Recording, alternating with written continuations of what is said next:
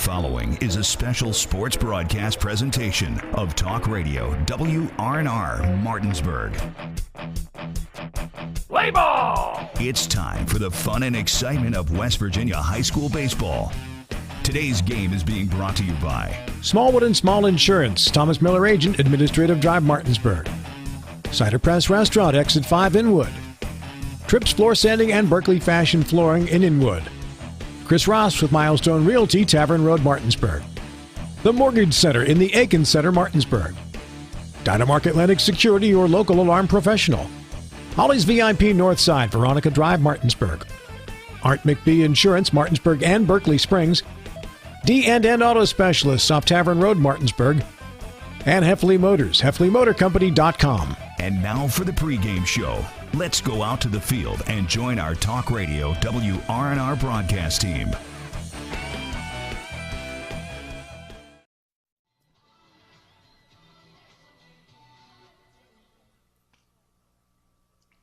And a very pleasant good afternoon, everyone, and welcome into P.O. Faulkner Park. It is the home of Martinsburg High School Bulldogs baseball, and today the site of a sectional showdown, a winner-take-all matchup as Martinsburg plays host to the Spring Mills Cardinals. For Talk Radio WRNR and TV 10 Sports, I'm Matt Miller along with Matt Crawford. Donald Kinney running our camera today. Avery Newport is our on-site producer, and Colin McLaughlin, our studio engineer. Well, Matt, it's a game neither one of these teams really wanted to be in because this is an elimination game, meaning both dropped their sectional openers yesterday. Martinsburg is 6-5 decision here at home against Musselman. Spring Mills falling out at Hedgesville 11-1. Yeah, we've now reached the time of the season where it is truly survive and advance, lose and go home. So one of these teams is going to wrap up their 2021 campaign today. And for Martinsburg, you got to think they're a little upset about how it went yesterday. I'm sure Spring Mills is too, but Martinsburg, more of an opportunity to win that game late in the game.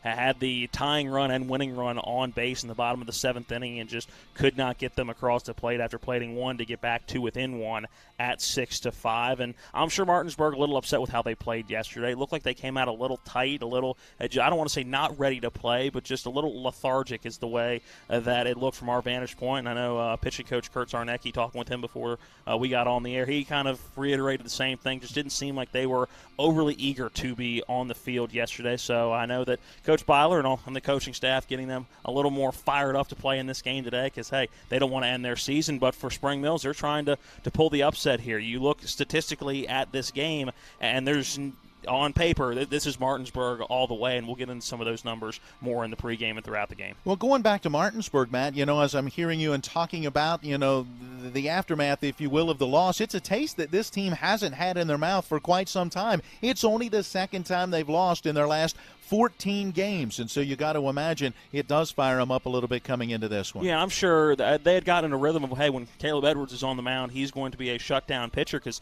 that's what he had done going into yesterday. A perfect 5-0 record, low 2 ERA, a good strikeout to walk ratio. Had really pitched well, and yesterday just did not have his best stuff. Gave up 12 hits, 3 walks, so a quarter of his season total in walks came in yesterday's game. So he didn't have his best stuff, and I'm sure that the defense behind him, while you got to be ready for it, probably wasn't expecting that in the game yesterday. But, hey, it's Musselman in the postseason, and need you say more. Yeah, Musselman and Hedgesville will play tonight in that winner's bracket. Game time out at Eagle Field is 7. We'll get on the air out there at about 6:40 with our pregame show. Back to Spring Mills. They have dropped 11 of their last 12 games. It has clearly been a struggle. They had a victory back on the 25th of May, 8-3 at home against Hampshire. That snapped a 10-game slide, got them back in the win column, but then rain really wiped out any chance to build some momentum through the rest of last week, and then a tough one yesterday against Hedgesville. So Spring Mills comes in 5-17. Martinsburg, a bit of a surprise, if you will, at 18 wins and 7 losses. Again, without having a 2020 season due to COVID, there were a lot of questions for all of these programs coming in. Martinsburg has found some answers. Spring Mills still looking for some answers. Spring Mills is a young baseball team, though. They're putting the building blocks in to hopefully, in the words of Glenn Simpson, the football coach at Washington, make some deposits in or withdrawals in later years. But this is just a team that is struggling at the plate, and really doesn't have the star pitching, if you will, 1 through 3 in that starting rotation to help what has been a struggling year at the plate. But you have guys getting cuts this year that maybe in a normal year they aren't getting. So hopefully that pays dividends over the next few years. But this year it's just been a tough year at the plate for this Cardinal team. There you go. That's our matchup here in this elimination game. The Martinsburg Bulldogs hosting the Spring Mills Cardinals. Martinsburg has wrapped up their infield warm-ups. Spring Mills out on the field right now. We'll take a 1-minute timeout. When we come back, a chance to hear from both head coaches getting their thoughts heading into this one. It's West Virginia High School playoff baseball on Talk Radio WRNR and TV 10. Heffley Motor Company, serving the Eastern Panhandle for over 17 years. Known for our wide variety of vehicles at great prices, we are the area's only pre-owned Carfax Advantage dealer. Save yourself time and money. Come see us. You'll be glad you did.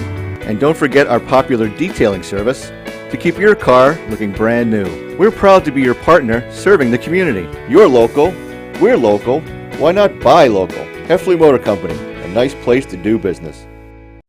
This is Matt Miller, along with my wife, Dale. As homeowners, we've been through the mortgage process several times, and each time we went to Mark and Cheryl Savitt at the Mortgage Center. They treat you like family with personal one-on-one service, walking with you through the process from application to settlement. Plus, low interest rates and closing costs. The Mortgage Center is on Edwin Miller Boulevard in Martinsburg. Phone 304-267-9040. Or online at mortgagefinancing.com. NMLS number 237527, equal housing lender. Welcome back into P.O. Faulkner Park. Another afternoon of high school baseball. Matt, I could get used to these. Yeah, it's fun, and it'll be fun today because we have a true doubleheader. Had 2 broadcasts yesterday, but the evening was a graduation for Martinsburg. But it'll be fun today as we usually don't get to do doubleheaders unless we're down at the beach. Now, it's warm enough to be at the beach today. A little sticky out here with the humidity up a little higher than we're used to, but it should be fun to have 2 games in the Eastern Panhandle today. An elimination game to get it started. The winner's bracket game is coming up tonight. More on that as we go through our broadcast here. It's time to hear from both head coaches. We start with Martinsburg and 4th-year head coach, third on the field. It's Aaron Byler. We know the game yesterday did not go the way that he was hoping. A team that was really feeling like they could have been the number 1 seed and got that number 2 seed instead. So the first question, how do you go about putting that one behind you and moving on to today? Well, I think you have to put it out of your mind and go play today, or you'll be knocked out. So, I think during BP this morning, I think the kids are focused. I think they realized they didn't play with a whole lot of energy yesterday. We didn't make a whole lot of adjustments at the plate. Whether they weren't awake yet or whether we were a little bit nervous, I'm not sure. But hopefully we'll be loose and ready to go today. Joe Paulson on the mound. What does he bring for you? Joe's been a clutch guy for us all year long. He's given us quality starts, and I expect nothing but the same today. Our focus with him is just make sure we throw first pitch strikes and kind of let the defense play behind him. He's sometimes likes to pitch a little too much for strikeouts. You've had success against this Spring Mills team in the regular season. Does that give you some confidence going into this one? Well, we had success against Musselman twice too, and that didn't seem to have much confidence. But yeah, I think we'll be ready to go. I think we do have some confidence of how we played them last time, and hopefully we are ready to go. Because if not, we'll be going home today. So I think we'll get the job done today. You mentioned going home if you don't get the win, do or die. How do you kind of make sure the team comes out and relaxes and doesn't get tense? Well, you just got to make sure they know it's still a baseball game, and no matter what happens today, the sun will come up, and they got 2 days of school after that summer break. But I don't think they want the season to be done. I think they want to keep playing. I told you before that I thought we kind of got a bad draw there with the sectional seeding, and hopefully we didn't really prove it yesterday, but hopefully we come out and prove it today. Coach, thank you. Thanks, Matt.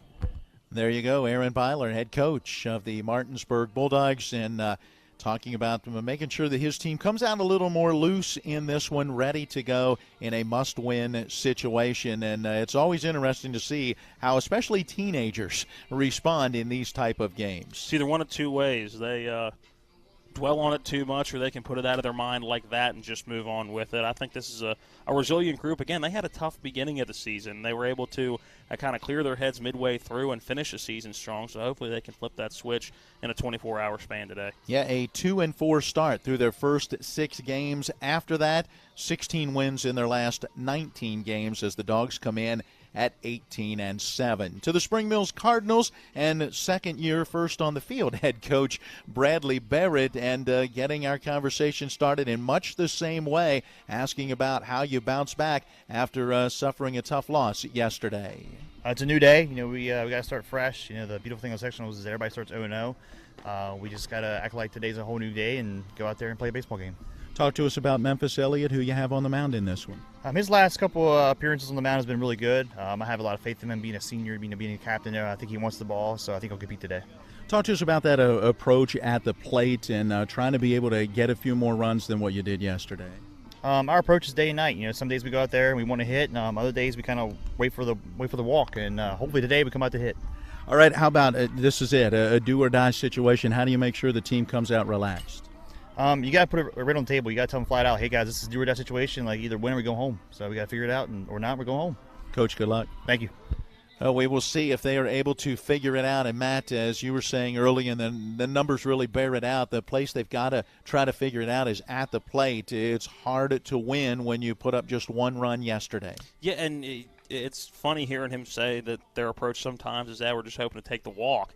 And it's not like this is a team that's drawing a whole lot of walks. You look at the strikeouts to walk comparison, and it's not like they're drawing a absurd amount of walks and just haven't been able to hit the ball very well. They're not taking pitches very well either, and really not getting on base in any way, shape, or form. You look at up and down the lineup, and the strikeout number is just astronomical compared to the walk number. 164 strikeouts to 58 base on balls. A team batting average at 228. That's 122 hits in 535 at bats. And when you take out the 89 singles, 22 doubles, 6 triples, 5 home runs, that's just 33 extra base hits. On the contrary, let's look at it for Martinsburg. Now, the Dogs have played, 3 more games, so keep that in mind, but it's not going to affect the numbers that greatly. Yeah.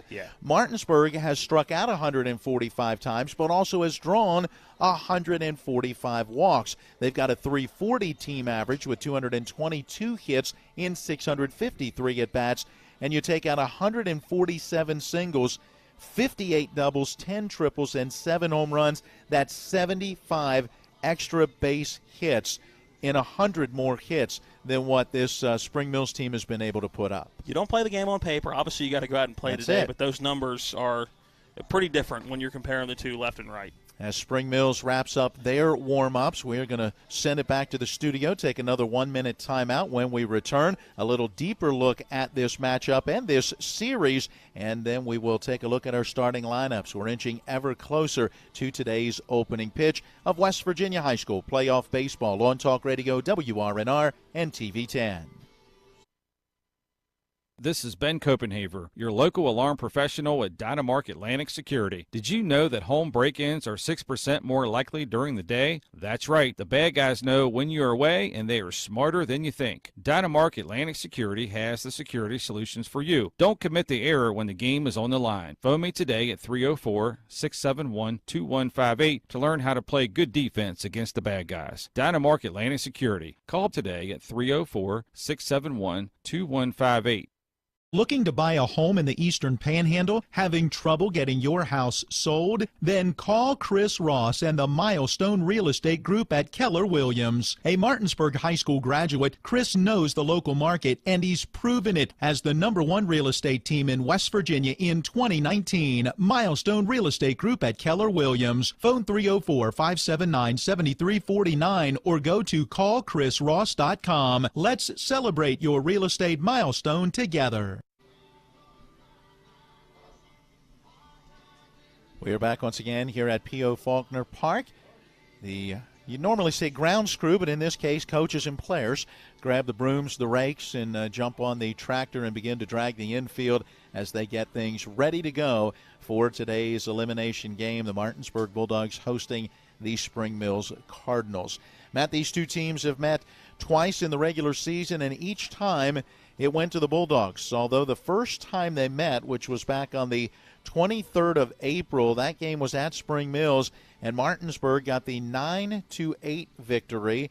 The second time they met, it was here at P.O. Faulkner, and that was not that long ago on May the 21st, and Martinsburg swept the series with a 10-0 victory. And looking at that 9-8 game earlier in the season, that's been the highest scoring close game that Spring Mills hasn't been able to win this season. The games they've really been in competitive-wise, they've been the lower scoring 3-2, 4-2, even looking at that 10-inning game we called earlier in the year against Musselman. That one was tight until the last inning when it was 5-2. Musselman got a couple of runs late, but I think if Spring Mills wants to be competitive in the game today, it's got to be a low-scoring game, so it's going to come down to Memphis Elliott on the mound because, again, you look at the hitting numbers, not fantastic. Down the order, you have 1, 2, 3, 4, 5, 6 guys of their starting 9 are hitting under 200.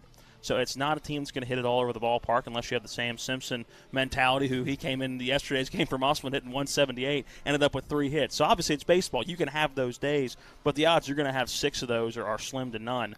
So they're going to need to have a very strong performance from Memphis Elliott, and they're going to need to find some hits and manufacture some hits somewhere in this lineup. But, again, looking at it, very hard to see where those are going to come from. An interesting stat in this series, this is the 19th meeting overall, and Spring Mills leads 11-7 in this series. They came on at a time when Martinsburg was going through some growing pains, took advantage, knocking off the Bulldogs in those early years, but Martinsburg has won 5 straight in the series heading into this one here today.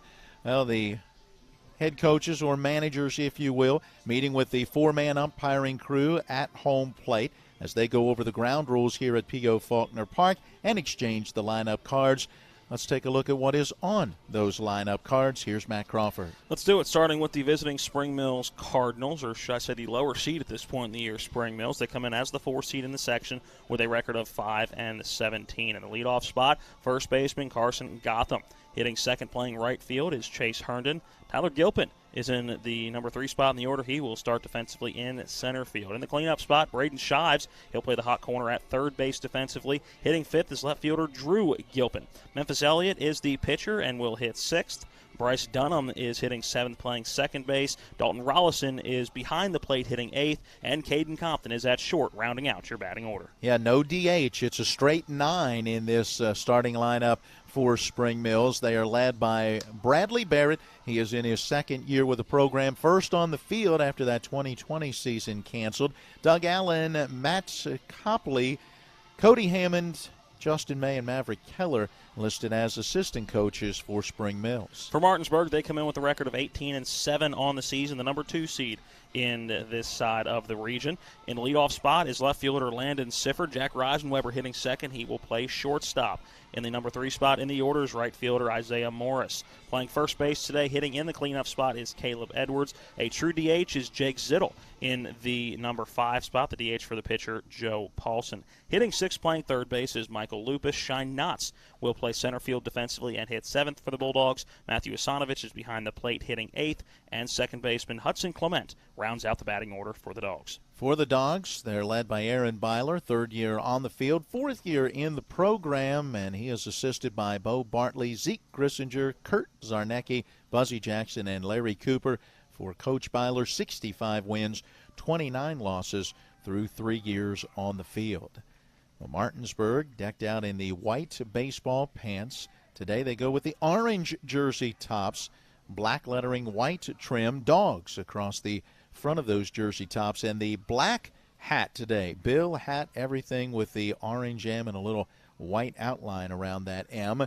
For the Spring Mills Cardinals, they'll go with the road gray baseball pants and the kind of powder blue, you might call it, jersey top with the Cardinals sitting on each end of a bat, a la the old uniforms from the St. Louis Cardinals on the Major League level. Red lettering with some dark blue trim with those numerals on the backs of the jerseys. They are in the dugout off the first base side wearing the all-red cap with the white SM for Spring Mills and outlined in blue. They do need to figure out which Cardinal they want to go with at Spring Mills, because the basketball and football team tends to go with more of the Arizona Cardinal bird, and for baseball they're going with the St. Louis Cardinal. So they need to figure out which Cardinal they want. I guess you can have a Cardinal for each season, so to speak, right? Yeah, you could. This is the exact same matchup for softball today. Same time, just flip locations, as it was a tough one for Spring Mills yesterday in softball, giving up 7 runs to Musselman in the 7th inning after taking a 2-0 lead into the 7th inning. And it was a tough one for Martinsburg as they fell to Hedgesville in that 4-1 matchup. So those two teams, meaning Martinsburg and Spring Mills, playing in the north end of Berkeley County. That's a 12 o'clock first pitch as well. Yeah, 13-0 that Hedgesville win over Martinsburg in girls softball yesterday. And tell us how that Musselman-Spring Mills game played out. That final was 7-2. But Musselman did not run away with it. They did not. Again, 2-0, a very low-scoring game. Not a whole lot of hits on either side. And from everything that I was told and read, Jordan Grimes was on the mound for Spring Mills. Their ace had a very strong game for the most part, but just kind of ran out of gas once they got into the 6th and 7th inning. And 7 runs came across to score in the top of that 7th inning. And then it was 1-2-3 for the Cardinals in the bottom of the 7th. And a 7-2 final in that one. So obviously a tough one for Spring Mills, as they were hoping for a full season sweep, as they were 2-0 against Musselman for the first time in a very long time on the softball field going into that game. So now an elimination game there. But you look at Martinsburg, and obviously a softball program that's in its rebuilding stage. So you would imagine the 2-seed Spring Mills, the favorite in that one today, and will most likely go on to get the win and face the one who falls in the Hedgesville-Musselman matchup. We will have a scoring update on that Martinsburg-Spring Mills softball game as we bring you the baseball matchup between the same two schools playing at 12 noon as Spring Mills will hold their graduation coming up tonight. By the way, we should mention also that here in AAA and Region 2, play begins in Section 2 today. They took yesterday off because that's just a 3-team section, and so today it's Washington hosting Hampshire in that 2-3 matchup. And, Matt, that one throws out the first pitch at 5 o'clock. And it's a matter of which Washington team comes out. Honestly, you look at them this year, and it's been a case of, okay, which one are we getting today? You've seen Washington put up 21 runs against this Spring Mills team. You've seen them put up in the double digits a handful of times this year. And then the next game, it's not even like we're talking weeks apart. It'll go night to night where they then put up 2 hits total. So it's just a very unique Patriot team this year. So it's all a matter of how they're hitting the ball, basically, and that changes sometimes inning to inning and night to night.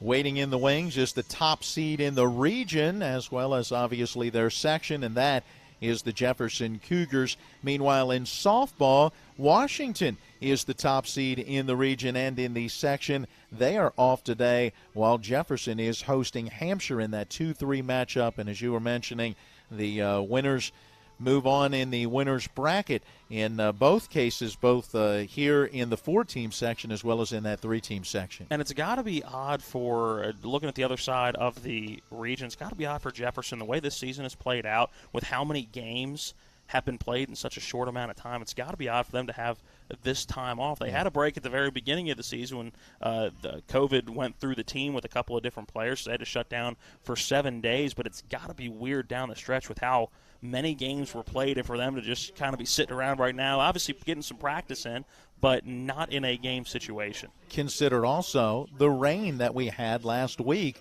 closing out the regular season, and that's got to make it even more difficult because not only have they had to sit until tomorrow, Thursday, when there is some showers and thunderstorms in the forecast, which could push it off even more. You look back to last week and say, for Jefferson and even for that Washington softball team, not a lot of opportunities to be on the field in a game situation. Well, it's playoff time. Doesn't matter. No excuses can be used. Just got to go out and play the game.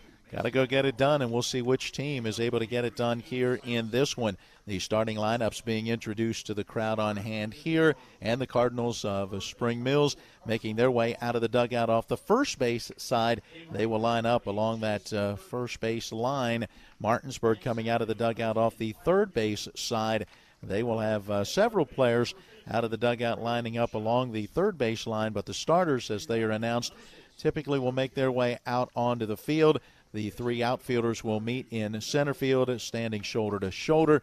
You'll have three of the infielders meeting in behind the second base out in shallow center field. And then right behind home plate will be pitcher, catcher, and first baseman as we then pause for the national anthem. As a matter of fact, that's right around the corner. It is, and it's the playoffs, so a four-man umpiring crew for this afternoon's game.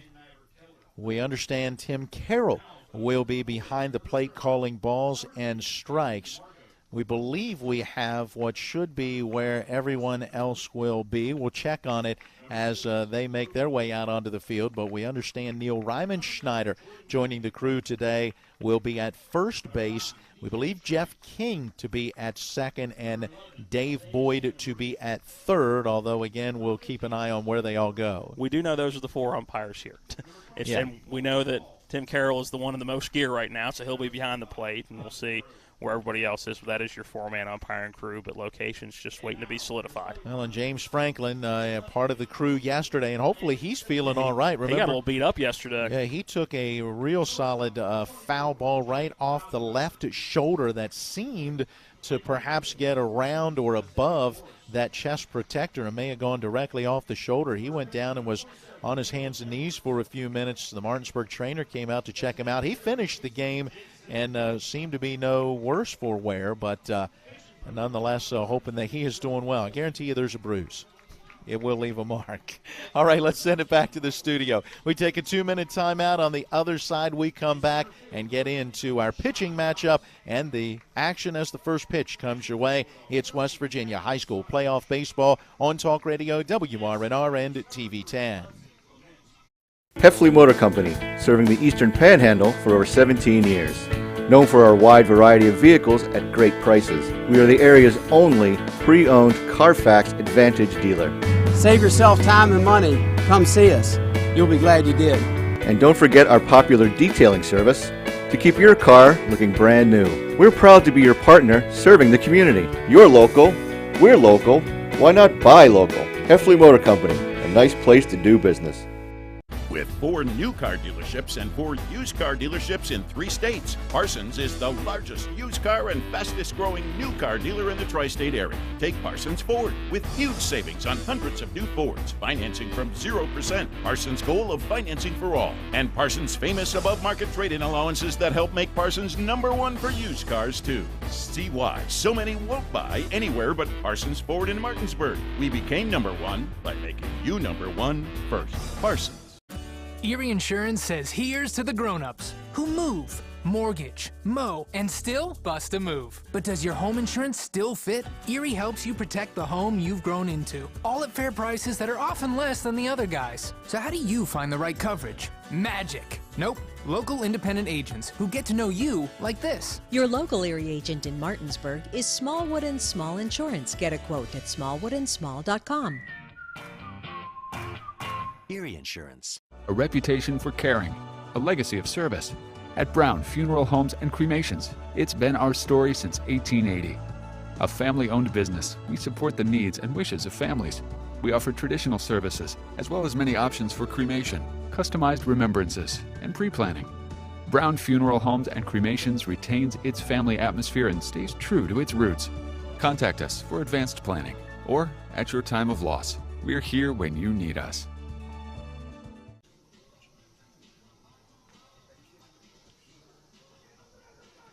Along with Matt Crawford, I'm Matt Miller. Donald Kenny running our TV 10 camera. Colin McLaughlin, our engineer, back at the studio. And we welcome into the broadcast today Avery Newport. He is our on-site producer for this one. Martinsburg taking to the field, towing the pitching rubber, getting in his warm-up tosses.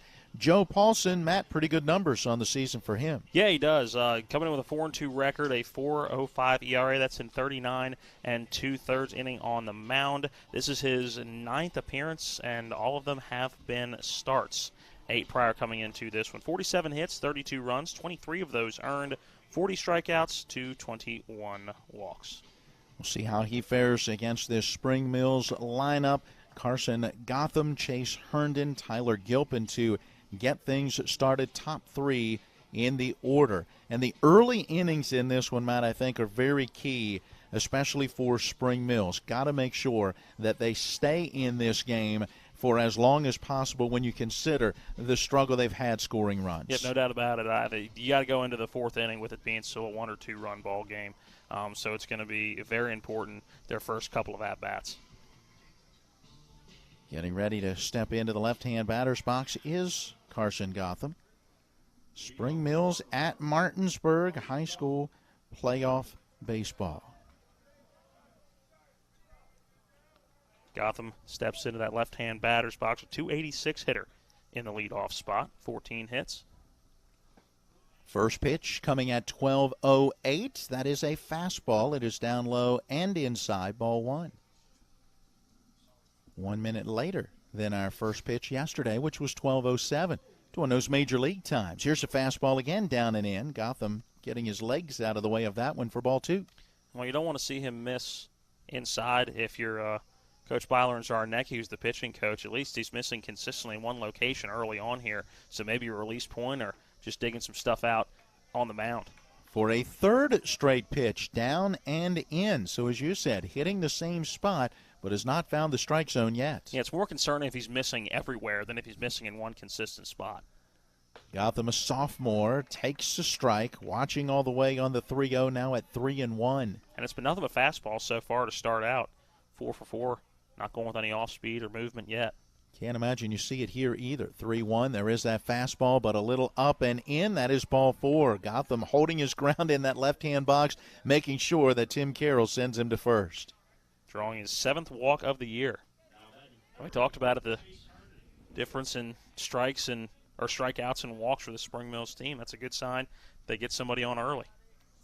Leadoff base runner for Chase Herndon. Left-hand hitter will have a hole to hit through. Swings at the first pitch, bounces it up the middle. Glove by Hudson Clement. Second baseman goes to second with the short flip to Reisenweber. The throw to first. It's a 4-6-3 double play, and just like that, the leadoff walk erased. Yeah, and a good turn by Clement. An awkward spot in the field. A lot of times you may see him just take that himself, being only 2 or 3 steps away from the bag. But Reisenweber quick to get over to the bag, and kind of an awkward transition for Reisenweber as that ball kind of hit him in the chest and had to come down with it. But a strong enough arm, he was able to make the throw and get Herndon by a step. 2 outs, base is empty. Tyler Gilpin takes a fastball high for ball 1. Perhaps Hudson Clement thinking with Reisenweber's momentum carrying him towards first, be good to get it to him and maybe be able to turn that a little quicker. Gilpin fouls the 1-0 out of play. 1 ball, 1 strike. Gilpin, the heavy hitter, if you will, in the Spring Mills lineup, a .394 hitter. He's got 3 home runs, 26 hits overall, and has added 3 walks. He'll take outside on this 1-1 pitch. 2 balls and a strike. First movement we've seen. A little off speed there for Joe Paulson on the mound. Matt Gilpin leading this team with 17 runs batted in. 2-1 on the way. Again on his hands, popped him up. That went out of play just to the right of the press box. Now 2 balls and 2 strikes. You look at that Martinsburg lineup, and you've got 3 guys with 20 or more RBI, and an additional 2 that are at 19 and 18. Gives you an idea of the way the offense has gone this season for the Cardinals. Here's a slow bouncer in the hole at short. Circling around that one is Reisenweber. He collides with Michael Lupus, the third baseman, who was going to his left to try to scoop that one up. Reaching safely at first is Tyler Gilpin on the infield base hit. Reisenweber a little bit slow to get up, but everybody is okay. And that would have been a tough play even if Reisenweber was able to get that cleanly. It was so slowly hit in the infield, and the grass slowing it down on the way to the dirt. He had to loop around because there's no way he's going to get that and backhand it and make that throw over to first. Unfortunately, it's not good communication with Michael Lupus. Yeah, Lupus thinking that same thing. At least his momentum is going towards first base as he was trying to get over to that one. The two end up colliding. The ball trickled through. There is a runner at first with 2 outs, and Braden Shives takes strike one. Shives, a right-hand batter. Chokes up on the bat just slightly. He'll have to wait as there's a soft toss over to first. Gilpin still back in on the dive. And Edwards wasn't even standing on first base. He was about to step off, so I'm not sure he realized that one was coming. Caleb Edwards holding the runner on. That runner under the watchful eye of first base coach Doug Allen. Runner is on the move, pitch to the plate, low and outside, throw down, not in time. That's a steal for Gilpin, and really steals that one on Paulson. Yeah, he did. It was on first move, and the last time these two teams played, it was a steal fest. But Martinsburg ended up having, 7 or 8 stolen bases in that game? Yeah, that 10-0 game a couple weeks ago. Yep. A ball and a strike now to Shives, the senior, one of 3 seniors in this starting lineup, and Paulson steps off the pitching rubber. Not able to get together with Matthew Asanovich, who steps out from behind the plate and now slowly heads out where Paulson comes down to meet him. They're in the grass almost directly middle between home plate and the pitching rubber. Just want to make sure you're on the same page. Nothing wrong with that early. Quick conversation. Hey, throw strikes. I was planning to. That's what I just wanted to make sure you wanted one. Here we go. 1 ball, 1 strike. 2 outs, a runner at second base in scoring position. No score, top of the first. Fastball fouled straight back. That one right at Matt Crawford. 1 ball, 2 strikes. A little low. A little low. If you'd have had the glove, though, I could have seen you going down and grabbing that one. It may have been the tough one, though. It could have been the short hop. Yeah. Those are never fun. Never.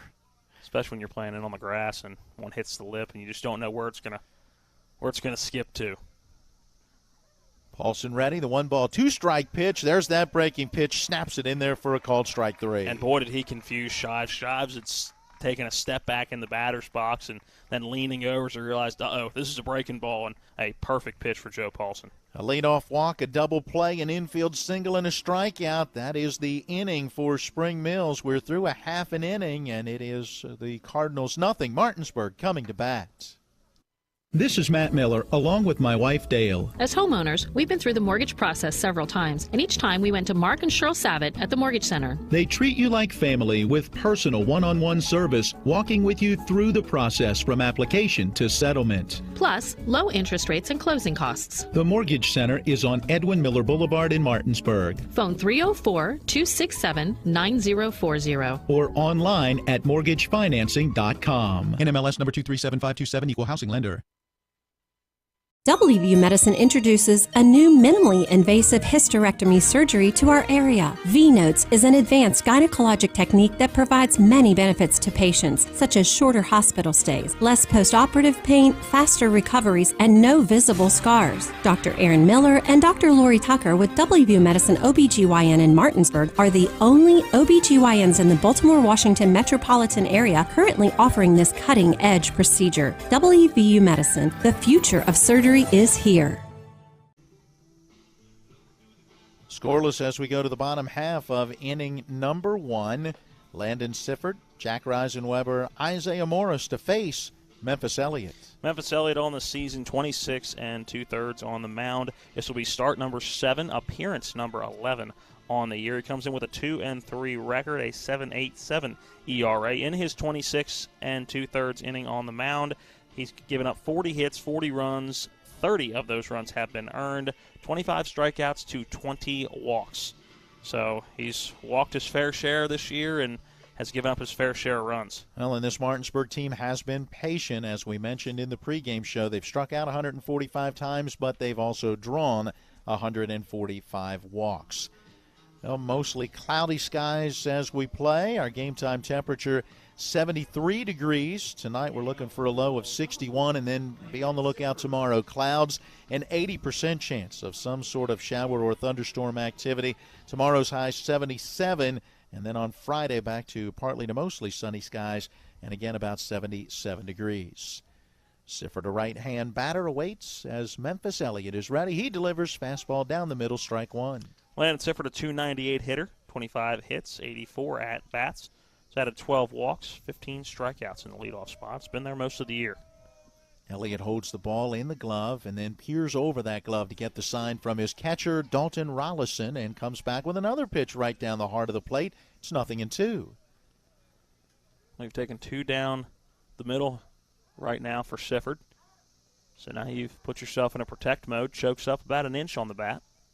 The 0-2 pitch, that one down low and outside. Now at 1 ball and 2 strikes. A little bit of a breeze, but not much. Seems to be blowing out to left, but certainly will not impact this game at all. The 1-2 to the plate. Breaking pitch bounced fair just inside the third base bag. It slowly is dying in the grass in foul territory where Drew Gilpin, the left fielder, quickly picks it up, getting it in to hold Landon Sifford to the leadoff single. Now seeing the leadoff man aboard and the top of the first and now the bottom of the first. Well, Matty got those strikes on the fastball, then went outside and away after the 0-2, came back with a breaking pitch. Sifford able to get the base hit. And you would have to imagine, while it's a different catcher, the way that Martinsburg was able to steal in Spring Mills a couple weeks ago, that Sifford won't be sitting at first too long. First pitch to Jack Reisenweber, a fastball a little up and in. 1 ball, no strikes to the top hitter in this Bulldog lineup. Quick toss over to first, sending Sifford back in on the dive. It's been interesting to watch this year. You typically consider where do you want your best hitter to be in the lineup? Typically, you think of that number 3 spot. Yeah, 3-4. 3's generally your best hitter. 4's generally your one with the most power. Pitch to the plate, a fastball. Good zip on it, but misses high. 2 balls and no strikes. We've been watching teams this year, though, moving that guy into that number 2 spot in the order. I think in a little way he's trying to protect him by putting some other guys behind him who have that pop in the bat, as you were talking about. Fastball to the plate, letter high, taken for a called strike. 2-1 to the senior. Reisenweber, one of 3 seniors in this Bulldogs starting lineup. 33 hits in 70 at-bats, leads the team. Another toss over to first, and Sifford back in. He has shown no indication of trying to go on either of those first 3 pitches. He's getting a good lead and secondary lead. He's getting probably 30, 35 feet on that secondary lead. Time taken by the batter at the plate. Elliott taking too much time. Carson Gotham holding the runner on at first. 2-1 pitch. There goes the runner. Breaking pitch missing. Outside throw down. Not going to be in time. Sifford with the stolen base in with a head first dive. And the rings are being collected again here at P.O. Faulkner Park. For every Martinsburg steal, you hear the little chime off the, what was that, Sonic the Hedgehog maybe? One of those games. 3 balls, 1 strike now to the batter. Reisenweber awaits, gets a fastball, lines it, a diving grab made by the shortstop Compton, and they will double off Sifford from second base. And that's an impressive play by Compton, not only making a play on that ball that was diving into the dirt right as it got to him, so having to dive forward to make the play, but also having to work around Landon Sifford at second base. Sifford was getting that secondary lead and ended up just going towards third base because he realized either way, even if it was caught in the air, he was going to be picked back at second. So having to work around the runner on the base paths and diving in on that one late, that's a good play by Caden Compton at short, and we've now seen a double play in each of the first 2 half innings. First pitch to Isaiah Morris, down low and outside to the left-hand batter. A ball and no strikes, and Elliott ready to go again. Delivers a fastball lifted high into the air into shallow right center field. Second baseman out, center fielder in, and it is the center fielder, Tyler Gilpin, who makes the catch. And just like that, the side is retired. Despite a leadoff single, the Bulldogs go in order thanks to the line-out to double play and then the fly out into shallow right center. We'll go to inning number 2 when we return to P.O. Faulkner Park. It is Spring Mills 0 and Martinsburg 0. All right, Matt, when it comes to flooring, you can't beat luxury vinyl. It's waterproof, easy to clean and maintain, extremely durable, and looks great. Are you nuts? Hardwood flooring's the way to go. It's durable, easy to maintain, matches every decor, and increases the value of your home instantly. All right, one thing we can agree on is Tripp's Floor Sanding and Berkeley Fashion Flooring. They'll take care of you with great selection, service, and pricing. Whether it's hardwood or luxury vinyl, call Trips at 304-229-7009. Or visit trippsfloorsanding.com. Remember that last trip to the auto mechanic? I also think your solenoid gasket is bad. What? Yep, that'll be another $500. Forget that and go to D&N Auto Specialist at 230 Tavern Road, Martinsburg, where honesty is their best policy. Serving the Eastern Panhandle since 1974, D&N Auto is family-owned and operated, specializing in exhaust alignments and tires. From general maintenance to major overhauls, they'll treat you right. Call D&N Auto Specialist at 304-267-4078.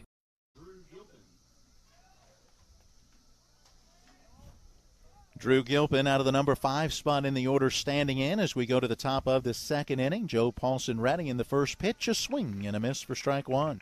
And this is where Spring Mills is going to have to find some hits in this part of their order. Gilpin, a 192 hitter. Memphis Elliott, a 173 on deck. And then in the hole is Bryce Dunham, who's still looking for his first hit. Fastball about letter high in there for a called strike two to the sophomore Gilpin. One of 3 sophomores in the Spring Mills lineup. 3 seniors, 3 juniors, 3 sophomores out of the starting 9. Pitch missing down low. 1 ball, 2 strikes. You mentioned Gilpin's average earlier, 192, 10 hits, 52 at-bats. He has drawn 12 walks, has actually got more walks than hits. Gives him an on-base percentage up around 364. Tries to check his swing, could not do it. That is strike 3. A pair of strikeouts now for Paulson. And, Matt, looking at 5 through 9 in the order for Spring Mills today, 75 strikeouts on the season. That's a tough one to look at.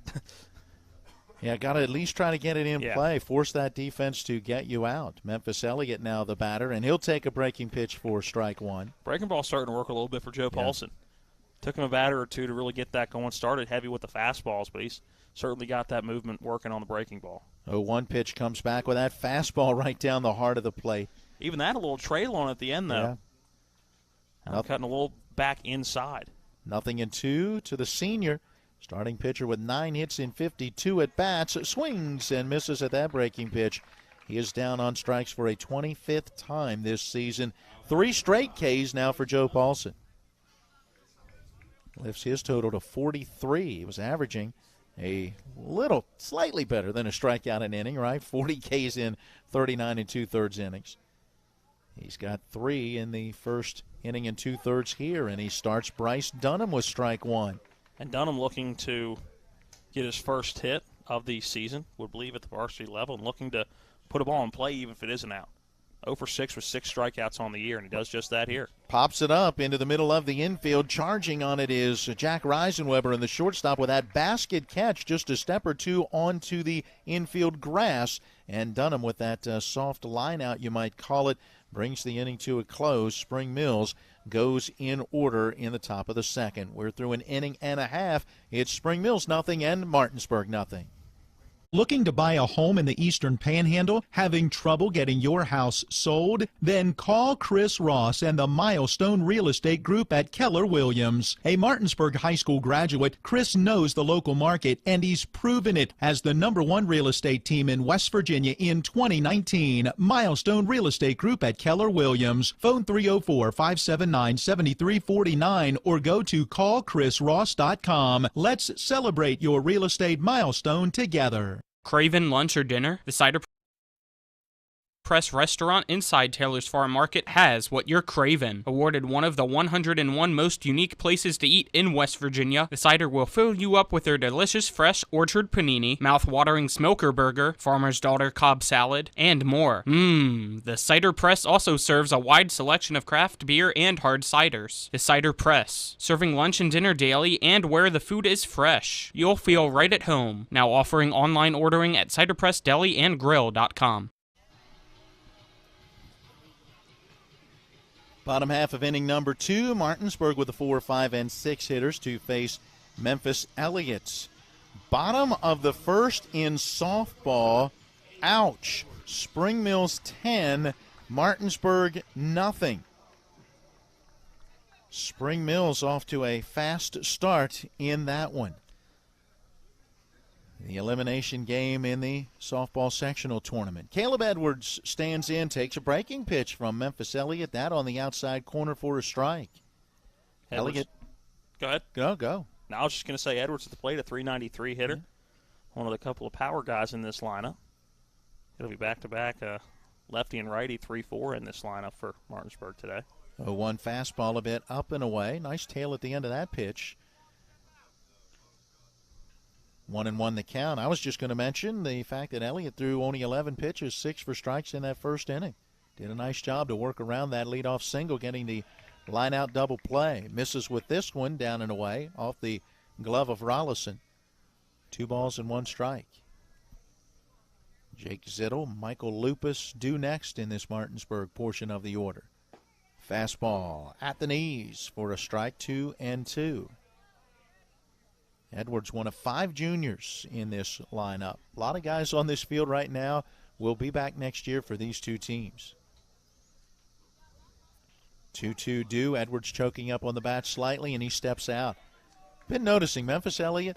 We've talked about it before. Pitchers have their rhythm. Certain guys like Vidage down at Jefferson, give me the ball, I'm ready to throw. Don't blink or you miss a pitch. Other guys a little more deliberate, and that's Elliott. And this pitch up and in, and that one hit his hand, but he was kind of moving forward with it, and the home plate umpire, Tim Carroll, saying, nope, that one hitting off the hand, but it's the same as the hand connected to the bat there in that situation.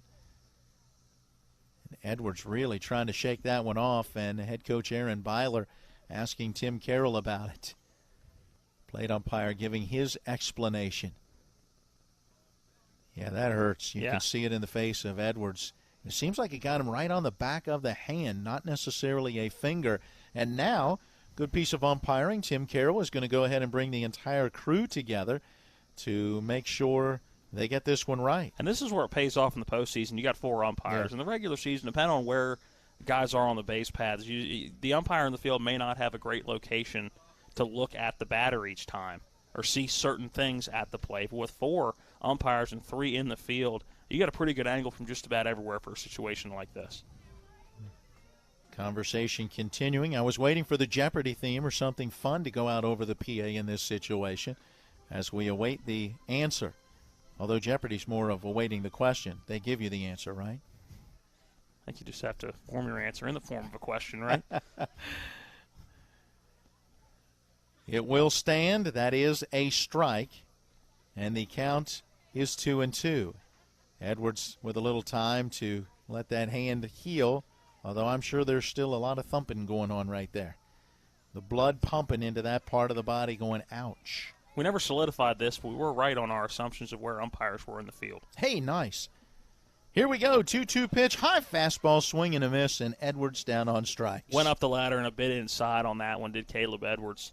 Good pitch, good chase pitch for Memphis Elliott, and we've seen plenty of players go up the ladder to chase fastballs this year, not just for Martinsburg, but all across the Eastern Panhandle. So why not? You only got 1 or 2 balls on the batter. You still got 1 pitch. You don't necessarily want to waste, but see if you can get him to chase a fastball. And he did. Jake Zittel, designated hitter out of the number 5 spot in the order, takes the first pitch just a bit high, ball 1. True DH role as he hits for Joe Paulson. Paulson's off to a good start in this one on the mound for Martinsburg. Here's a pitch from Elliott outside corner for a strike. 1-1 now to Zittel, the junior offensive lineman. Swing to the first, or excuse me, at the 1-1 pitch, pops it up into shallow left field. Great backhand stab by the leaping Caden Compton. The shortstop turning to his right, going out on it, able to make the play. Yeah, stumbling in the outfield grass, going to make that play. Made the catch, leaped a little bit to make that catch, and then hitting the lip on the edge of the infield dirt, going to the outfield grass. Ended up taking a tumble, but was holding on to the ball anyway. Got a smile on his face after that one. Rightfully, he should. That was a nice play. Here's the first pitch to Michael Lupus, low and away for ball 1. 2 outs, nobody on in this Martinsburg half of the second. No score. Elliott with a fastball at the knees for strike 1. 1-1 to the sophomore third baseman. Lupus has 20 hits in 63 at-bats on the season. Takes this one high. That's a .317 average. No homers and 18 driven in. Here's the pitch. Taken. Letter high for strike 2. Saw that yesterday in several at-bats where Lupus seems like he's ready to pull the trigger, but then holds up at that last moment. Got to pull the trigger at some point. You're running that at-bats this season if you don't. Here comes that 2-2 pitch. He sends this one in the air into right field. Herndon moving in over towards the line. Dives and makes the grab. A tremendous defensive play, robbing Lupus of a hit. And hung in the air just long enough. Herndon able to get in and make the grab, and Martinsburg goes in order for a second straight inning. We will head to the third. When we come back, it is Spring Mills nothing and Martinsburg nothing. Erie Insurance says here's to the grown-ups who move, mortgage, mow, and still bust a move. But does your home insurance still fit? Erie helps you protect the home you've grown into, all at fair prices that are often less than the other guys. So how do you find the right coverage? Magic. Nope. Local independent agents who get to know you like this. Your local Erie agent in Martinsburg is Smallwood & Small Insurance. Get a quote at smallwoodandsmall.com. Erie Insurance. Conveniently located at 440 Williamsport Pike in Martinsburg, Sunset Car Wash's staff specializes in keeping your car clean. From our famous 3-minute cloth wash to our touchless automatic and 6 self-serving bays, we offer whatever preference you have for your car wash needs. If your vehicle could talk, it would say, "Take me to Sunset Car Wash." So stop by and see us today at Sunset Car Wash at 440 Williamsport Pike in Martinsburg. Locally owned and operated.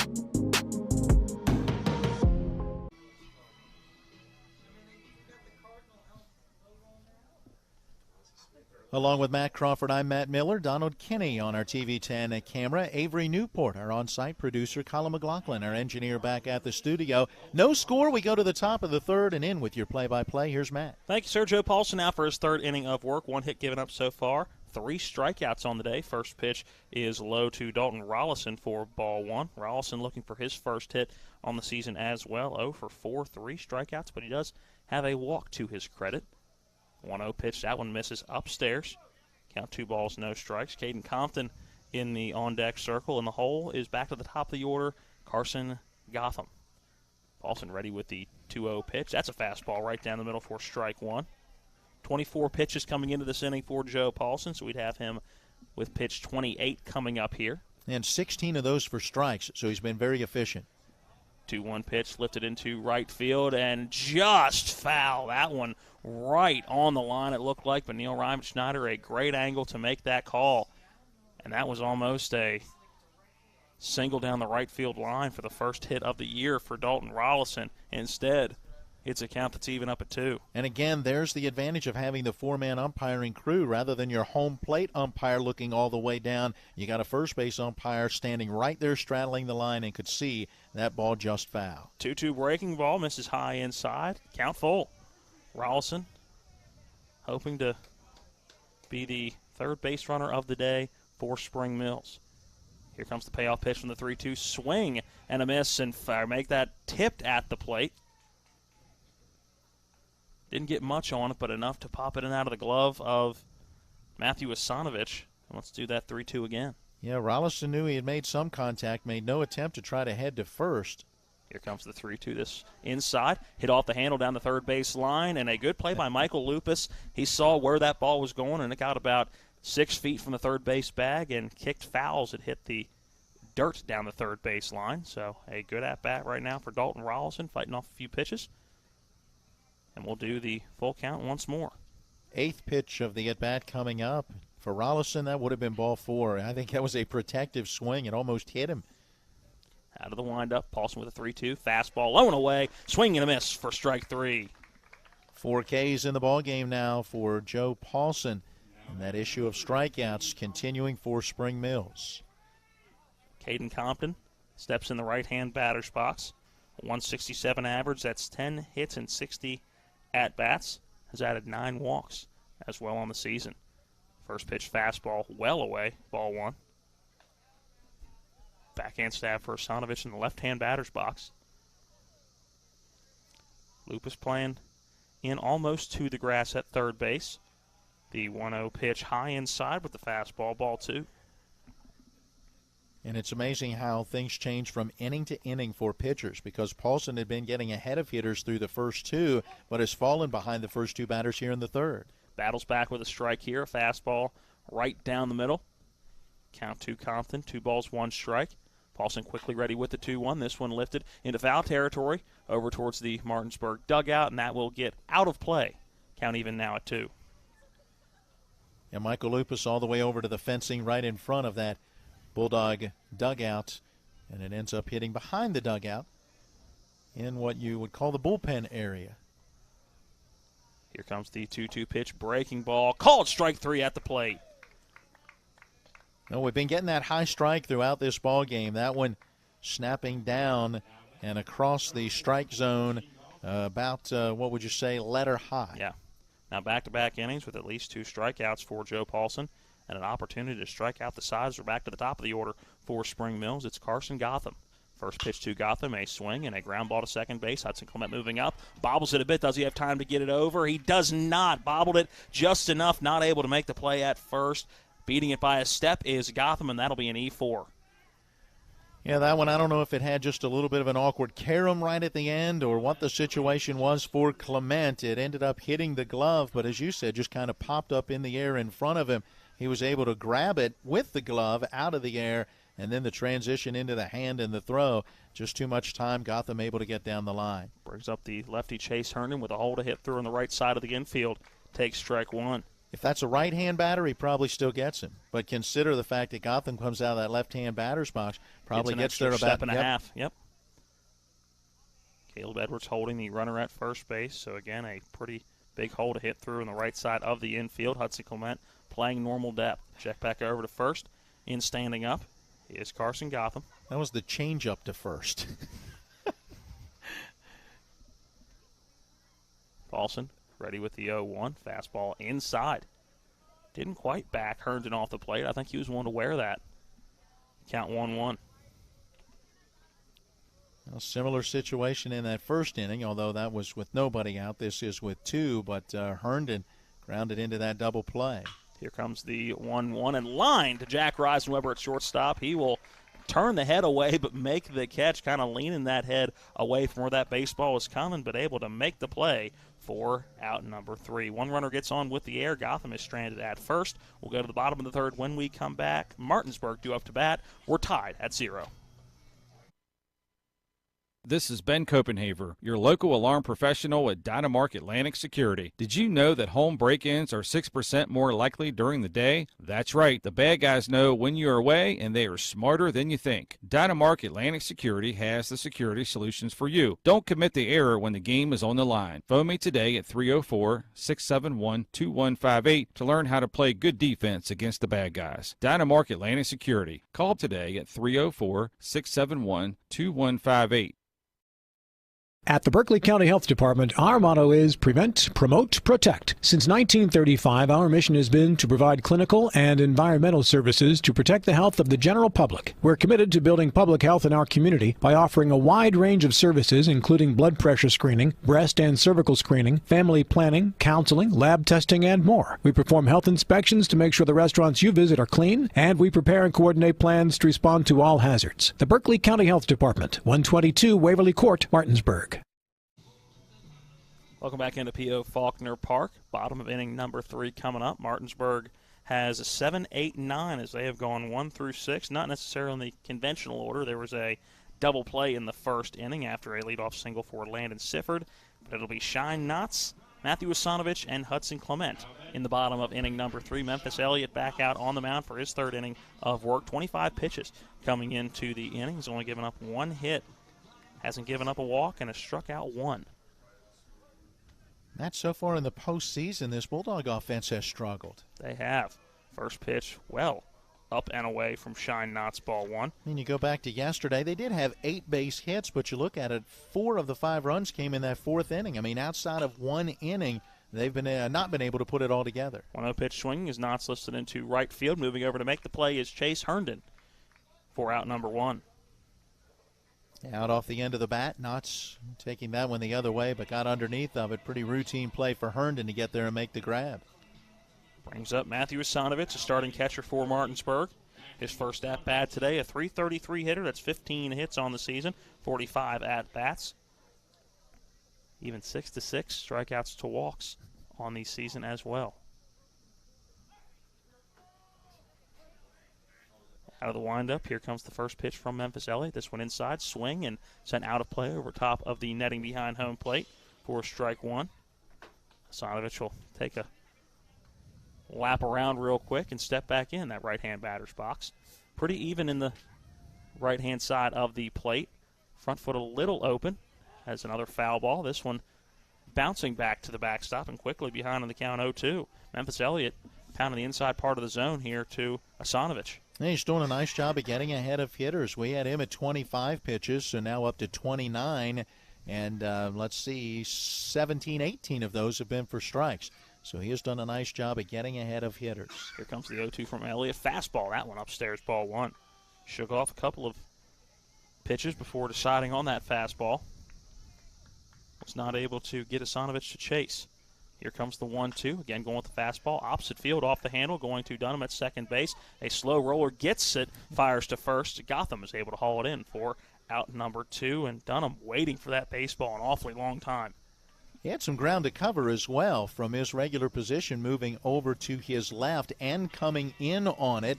Initially, Carson Gotham, the first baseman, took a step to his right like, okay, maybe it's my ball, and then went, nope, that's the second baseman's, and retreated to the first base bag. Bottom of the order, Hudson Clement stands in, but some productivity in the number 9 spot, no doubt about it, at .415, 27 hits, 65 at-bats. 7 walks as well in the number 9 spot. Takes the first pitch high and outside for ball one. And has some pop in the bat. 9 doubles and 3 triples. And one of those doubles he hit yesterday in that 4-run inning. Again, off the handle, this one to the left side of the infield. The shortstop Compton up with it. Fires across and gets Hudson Clement by a half step. Again, the Dogs go in order. Knotts retired, Hasanovich retired, and Clement retired to end the bottom of the third. Top of the fourth when we come back, still tied at 0. All right, Matt, when it comes to flooring, you can't beat luxury vinyl. It's waterproof, easy to clean and maintain, extremely durable, and looks great. Are you nuts? Hardwood flooring's the way to go. It's durable, easy to maintain, matches every decor, and increases the value of your home instantly. All right, one thing we can agree on is Tripp's Floor Sanding and Berkeley Fashion Flooring. They'll take care of you with great selection, service, and pricing. Whether it's hardwood or luxury vinyl, call Trips at 304-229-7009. Or visit TrippsFloorSanding.com. Erie Insurance says here's to the grown-ups who move, mortgage, mow, and still bust a move. But does your home insurance still fit? Erie helps you protect the home you've grown into, all at fair prices that are often less than the other guys. So how do you find the right coverage? Magic. Nope. Local independent agents who get to know you like this. Your local Erie agent in Martinsburg is Smallwood & Small Insurance. Get a quote at smallwoodandsmall.com. Erie Insurance. 3-4-5 due up in the top of the fourth inning for Spring Mills. We are tied at 0 in an elimination game in the sectional tournament. Yep, pitcher's duel. No runs, 1 hit, no errors, 2 left, 1 in scoring position for the visiting Spring Mills Cardinals. Martinsburg, no runs on just 1 hit. They've committed an error and have not left a base runner as their leadoff single from Landon Siffert ended up with an L6-4 double play to wipe him out off the base paths. The only single so far has come from the man at the plate right now, Tyler Gilpin, who had an infield single, his first at-bat. First pitch swinging, fouls it off over top of our heads in the press box. Yeah, that was that slow grounder in the hole between third and short where Lupus and Reisenweber ended up greeting one another, chest to chest. Here comes the 0, and this one off the end of the bat into shallow center field. I don't think Knotts is going to get there. He's not. It drops in front for a single. Second hit for Gilpin, and both of them have come off the end of the bat and have kind of been, base hits, if you will. But, hey, that's what you're looking for if you're Spring Mills, right? You got to find a way to get some offense going. Brings up Braden Shives, the cleanup hitter. A strikeout victim looking in his first at-bat. Had to end the first inning. Gilpin gets that lead off first. Check back over to first.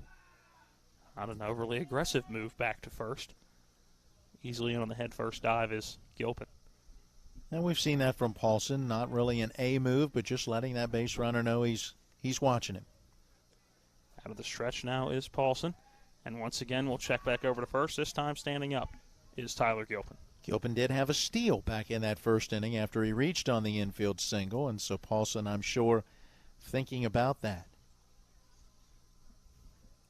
Shives now steps back in that right-hand batter's box, squares around a bunt, tries to push, and isn't able to make contact. Strike one.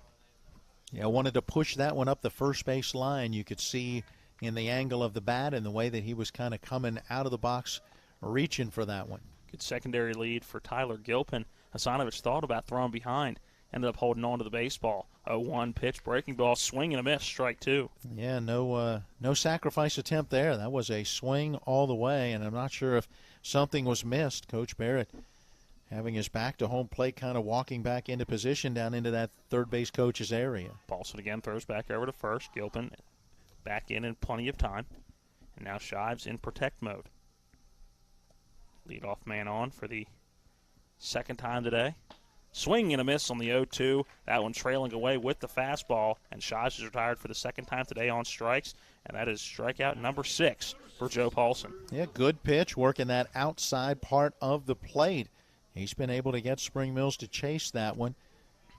Very borderline pitch, whether that would be a strike or not.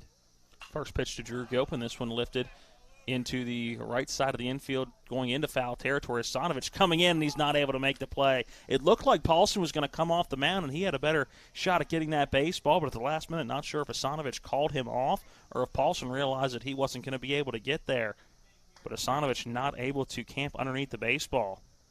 An opportunity for out 2 there just turns into strike 1 to the younger of the 2 Gilpin brothers. Well, now if you're Drew Gilpin, got to find a way to make that one hurt. You got new life here.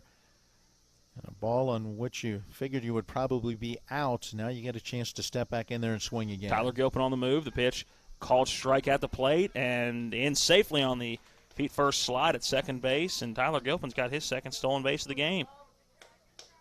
Yeah, pretty good throw there from Hasanovic, right at the bag. Reisenweber, the shortstop, hauling it in. But again, Gilpin getting the steal as he was able to take off on that really first motion from Paulson.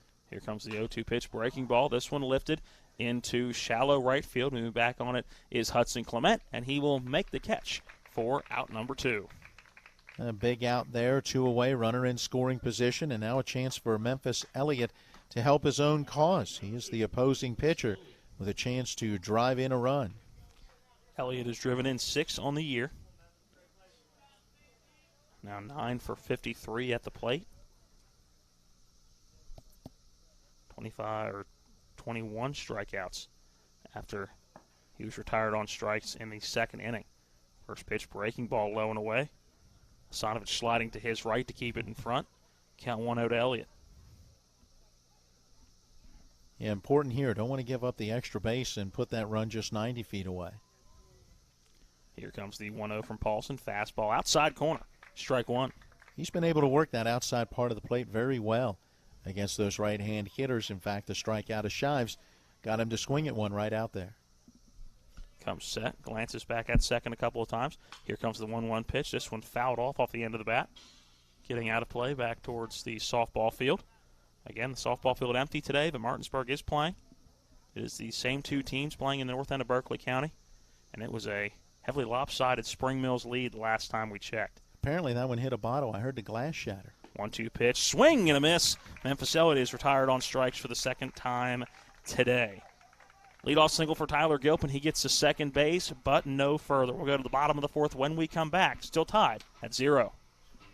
This is Matt Miller, along with my wife, Dale. As homeowners, we've been through the mortgage process several times, and each time we went to Mark and Cheryl Savitt at the Mortgage Center. They treat you like family with personal one-on-one service, walking with you through the process from application to settlement. Plus, low interest rates and closing costs. The Mortgage Center is on Edwin Miller Boulevard in Martinsburg. Phone 304-267-9040. Or online at mortgagefinancing.com. NMLS number 237527, equal housing lender. With 4 new car dealerships and 4 used car dealerships in 3 states, Parsons is the largest used car and fastest growing new car dealer in the tri-state area. Take Parsons Ford with huge savings on hundreds of new Fords, financing from 0%. Parsons' goal of financing for all, and Parsons' famous above-market trade-in allowances that help make Parsons #1 for used cars too. See why so many won't buy anywhere but Parsons Ford in Martinsburg. We became #1 by making you #1 first. Parsons. Memphis Elliott getting in his warm-up pitches. Of quick check-in at the softball game we were referring to in the last half inning. 15-0, Spring Mills leading Martinsburg in the top of inning number 3. So we believe that would mean with the 15 after 3 mercy rule in softball that Martinsburg would have to play at least one run to see the bottom of inning number 3 and not end their season. 0-0 tie here as we go to the bottom of inning number 4. Back to the top of the order for Martinsburg. They unconventionally have gone in order 1 through 9. It was a hit to lead it off for Landon Sifford, but then a line him out, throw him out, double play. The very next batter is Jack Rosenweber lined out, and since then, all have been retired.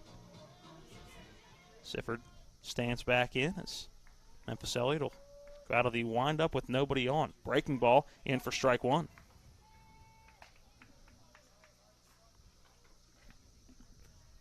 Slightly open stance, a narrow stance as Sifford stands inside of the batter's box. Again, the breaking ball. This one a ground ball to shortstop. Compton up with it, fires across the diamond. Good stretch at first for Gotham. And Sifford is retired on the second pitch. Not a bad job there. Sifford waited on that pitch, turned on it, but, while he hit it sharply, ended up hitting it almost directly at Compton at short. Brings up Jack Rosenweber. Rosenweber hit it hard to short his first time up. Just happened to be right at Caden Compton. Here comes the first pitch from Elliott. Fastball on the outside corner, popping it out of the glove of Dalton Rollison. And a lot of times you may not get that call if it pops out of the glove, but a good enough pitch. He does get it. This time a breaking ball. That one misses. Apparently just off the plate. Count even at 1. I believe Tim Carroll gave a little indication might have been up just a bit. Here comes the 1-1 pitch. That a strike 2 on the outside of the plate. There you go. Got it down. That one even, I think, a little more off or on that outside corner as it is a called strike, but worked away from the right-hand batter. With the nod of the pitch he wants, ready with the 1-2. That fastball low and away. Count even at 2. Rosenweber not an easy strikeout victim. 12 Ks through now 71 at-bats. Isaiah Morris stands in the on-deck circle. Here comes the 2-2. This one a ground ball to shortstop. Compton again up with it. Fires across the diamond, and very similar to Sifford. Let's record that one 6-3, 2 down. 3 straight ground ball outs to the shortstop, and I wanted to go back to that ground out that ended the bottom of the third off the bat of Hudson Clement. The only reason he threw him out was the strong arm. Yeah. Because as he got to that baseball and then almost double clutch, and Clement gets down the line so well, but I tell you, Compton has a very good arm from short.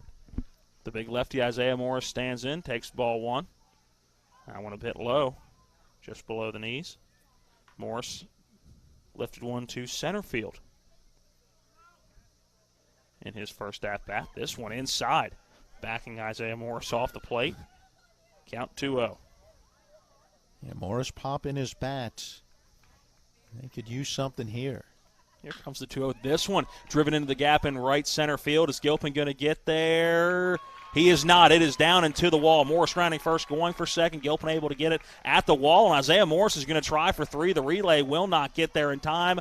In on the face first slide, and he gets up and bumps his chest a little bit. It's a 2-out triple for Isaiah Morris. There you go. He's trying to bring some life to this Martinsburg team. Ready for this? Triple number 3 on the season for the big fella.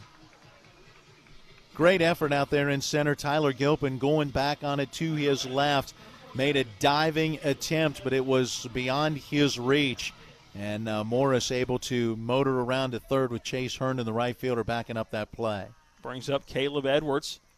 Now Elliott out of the stretch. Breaking ball high and inside ball 1. And, yeah, you knew Morris hit it a long way. You just weren't sure if he got too much air underneath of it. Gilpin speed in center field. And almost a heck of a play. Great effort by the senior. Here comes the 1-0. This fastball trailing high inside. Count 2-0. That was the count to Morris when he hit the triple. See if Edwards is the 2-0 green light here from Coach Byler on the third base line. Elliott comes set in the stretch. Ready with the 2-0. That called strike on the outside corner. There you go, and he took a little something off. It looked like those first 2 pitches, maybe a little extra juice on it. And you can see that happen after you give up that big triple. But right now that guy at third it doesn't mean anything if you can get the batter at the plate. So just continue to pitch your game if you're Memphis Elliott. Here comes the 2-1. This one right down the heart of the plate, lifted into left field. Going back on it is Drew Gilpin, and he will run into the fence, and so does the ball. Coming in from third to score is Isaiah Morris, and in at second with an RBI double is Caleb Edwards. Martinsburg strikes first. It's 1-0. Well, you kind of had the feeling whoever is able to get that first run is going to have such a huge advantage in this one, and Martinsburg does it with 2 outs in the 4th inning. Morris with the triple, and Edwards with his 7th double and RBI number 23 on the season. 25th hit of the year as well for Caleb Edwards, and now a visit to the mound. And this is just a settle-down type of visit. Very tough situation. You want Elliott to be able to just stay focused, go after this next batter in Jake Zittel. It's 1 run on the board. You got to feel like you can score at least 1 in this one.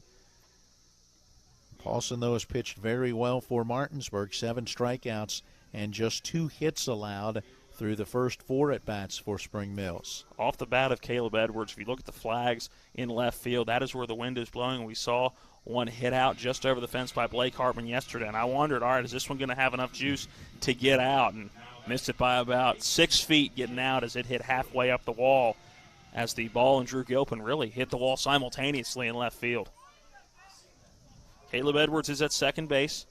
The batter is Jake Zittel. The righty stands in, swing and a miss. Strike 1 is a little hesitant going around on that pitch. Yeah, very good pitch. A lot of movement from Elliott. Took a little bit off of it, who broke away from the right-hand hitter who had started to swing, tried to hold up, and went through the zone. Here comes the 0-1. Had a call. It's strike 2. Again, going with that outer third. Yep. Memphis Elliott and Joe Paulson doing a good job of locating those on the outside part of the plate to righties. Zittel steps a little closer to the plate as he calls time. Edwards will retreat back to second. Seen that a couple of times from Martinsburg batters today, stepping out to try to gather their thoughts again as Elliott takes some time between pitches. Elliott comes set on the mound.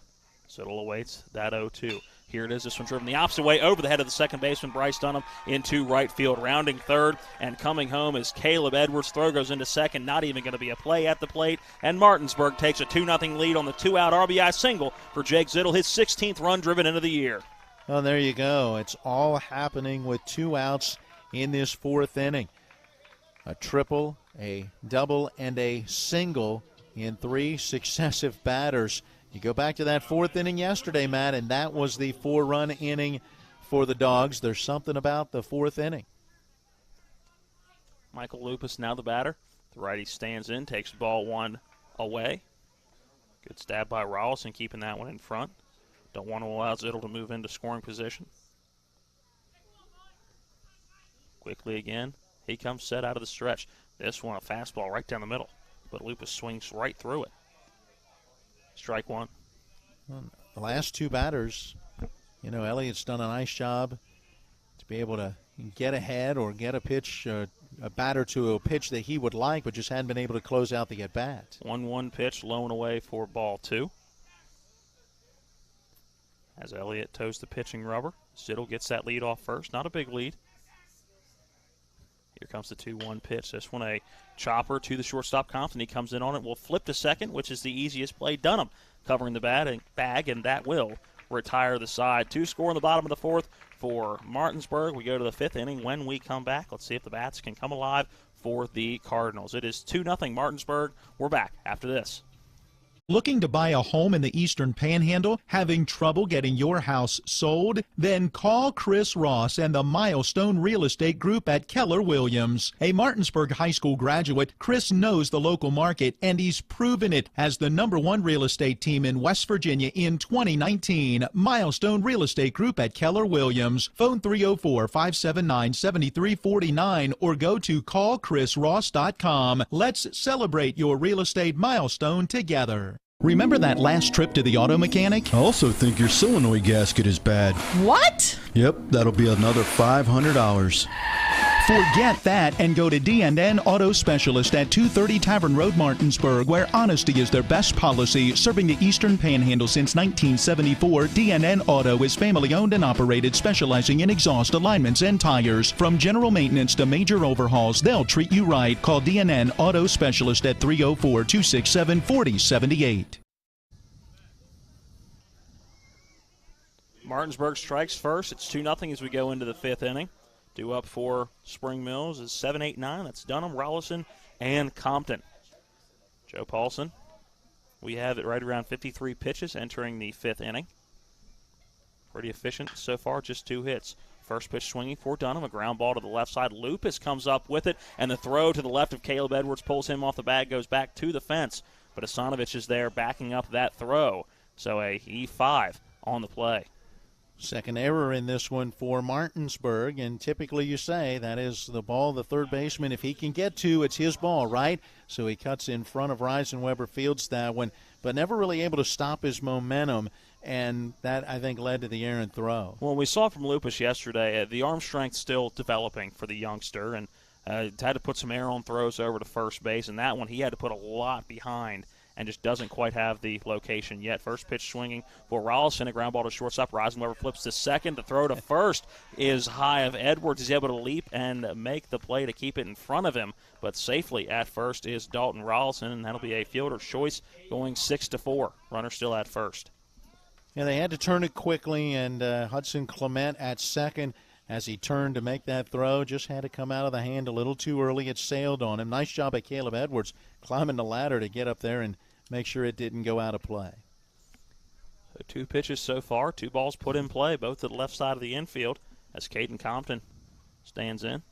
See if we can keep that streak going of just 1 pitch to each batter.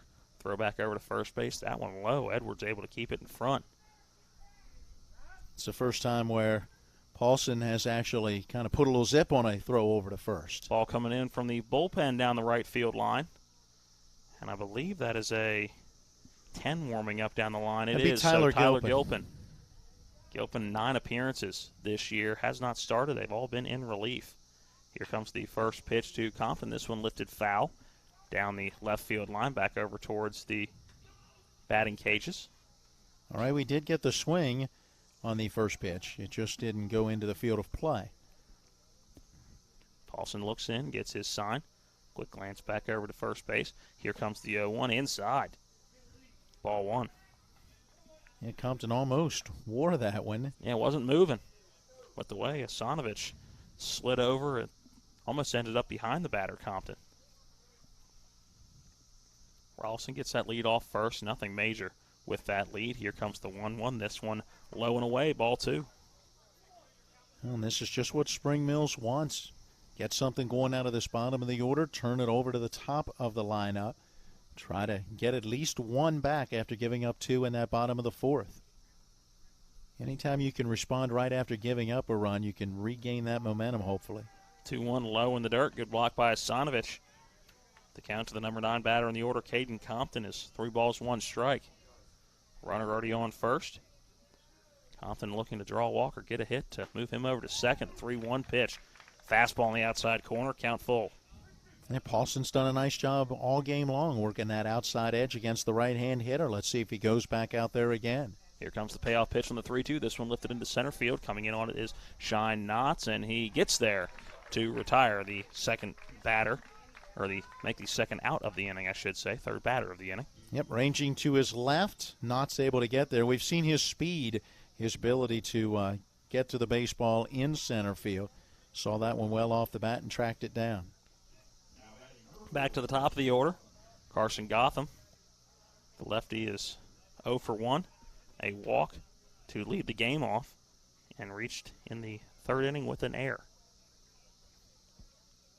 Here comes the first pitch. Inside corner, strike 1.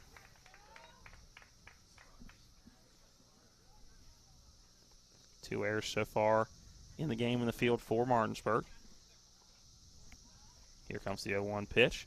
That one in the dirt. Ball 1. Good block by Asanovich again. You know, one of those came with 2 outs in the third inning, the other to lead off this inning, and so far Spring Mills has not been able to take advantage. Paulson set out of the stretch. Here comes the 1-1 pitch. This one a ground ball, a high chopper to Reisenweber at short. It's going to go across the diamond all the way to first. Hudson Clement was covering second base. Would have been easy just to flip it over to second. Instead, Reisenweber showing off the arm, fires over to first to retire the side. Bottom of the fifth, when we come back, Martinsburg still leads Spring Mills 2-0. Carpal tunnel syndrome affects 13 million Americans and left untreated can cause long-term debilitation. WVU Medicine Jefferson Medical Center recently became the first hospital in the region to offer carpal tunnel release with ultrasound guidance using the new Sonex Health SX1 microknife. CTR surgery is an outpatient procedure and most patients return to normal activities within 3 to 6 days. For more info, contact WVU Medicine Board Certified Orthopedic Surgeon Brad Wright at 304-725-2663. Erie Insurance says here's to the grown-ups who move, mortgage, mow, and still bust a move. But does your home insurance still fit? Erie helps you protect the home you've grown into, all at fair prices that are often less than the other guys. So how do you find the right coverage? Magic. Nope. Local independent agents who get to know you like this. Your local Erie agent in Martinsburg is Smallwood & Small Insurance. Get a quote at smallwoodandsmall.com. Erie Insurance. Memphis Elliott remains on the mound for Spring Mills as we go to the bottom of inning number 5. Martinsburg with the 2-0 lead. Those 2 runs coming their last at-bat in the 4th.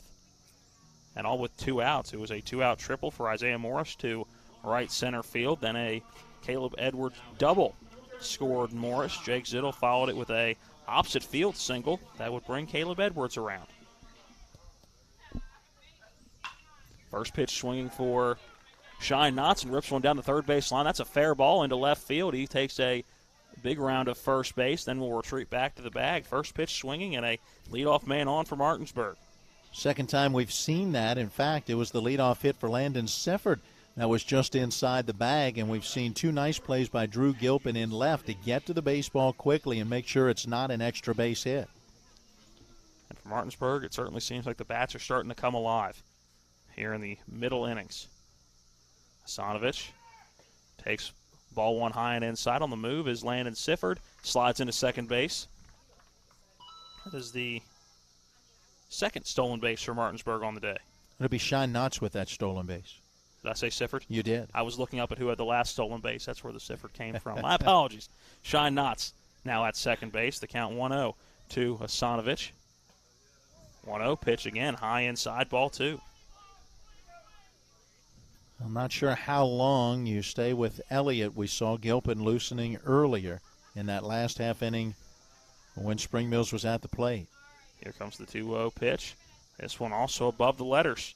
Had a little bit more of the plate, but up the ladder. Count 3-0 to Hasanovich. He hasn't thrown a ton of pitches. This next one would be number 60 we would have. Checks back at second. Here comes the 3-0. Fastball, strike 1. Not quite the old automatic. Painting the outside of the plate with that pitch, but a strike nonetheless. Yep, one you're taking all the way in that situation. Hitters count to Hasanovich, 3-1. As Knotts gets his lead off second base. 3-1 fastball, in for strike 2. Full count. Way to battle back. Memphis Elliott falling behind, but now getting to this payoff pitch. Here it comes with the payoff. Fastball fouled off down the right field line and getting out of play. Let's do the 3-2 again. Quick bat for Hasanovich there, just kind of the last moment, getting it through the zone, fouling it away. Knotts gets the lead off second base. Compton ducking in behind. Here comes the 3-2 pitch, a fastball. This right back up the middle into center field for a base hit. Coach Byler will hold Shine Knotts at third base as that one hits shallow into center field, and Tyler Gilpin covering a lot of ground to get there quickly. Back-to-back singles to start the 5th inning for Martinsburg. It's 5 hits now in their last 2 at-bats as they scored their 2 runs on 3 hits in that 4th inning. Matt, they only had 1 hit through their first 3 at-bats, so they are catching up with Memphis Elliott. Runners at the corners. I believe that's Peyton DeMarco, and it is the courtesy runner for the catcher Matthew Hasanovich. DeMarco, one of the seniors on this team, was able to walk across the stage yesterday and receive his high school diploma. Check back over to first. DeMarco in on the slide.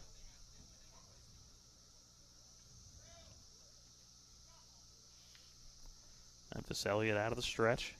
Comes set. Here's the first pitch to Clement. DeMarco on the move. The throw goes down to the second baseman who was cutting in to cut down that throw to make sure the runner at third, Shine Knott, stayed put. He did. Now 2 runners in scoring position on the stolen base for DeMarco. Second steal of the inning, third of the game for Martinsburg. Here comes the pitch to Clement. That one upstairs. We'll have that as a 1-1 count.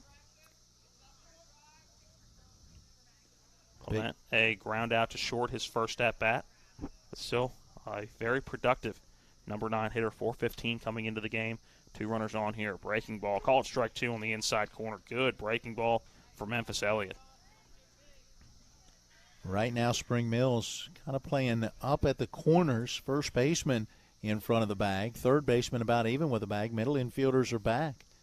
Down 2-0, nobody out, and you got 2 in scoring position. 1-2 pitch to Clement. Lifts this one into the center of the infield.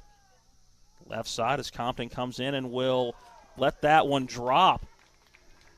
It should be a... No, he didn't let it drop. Or not let it drop, but that's drop one next to him. It did. I think at the last second, I don't know where he lost it, but it seemed to glance the glove just a little bit, at least from my angle, and then ended up hitting the ground right beside of him. No infield fly because there's not a force out. You didn't have like runners at first and second. You had runners at second and third in that situation, so it's not an infield fly. It ends up being an E6 to load them up.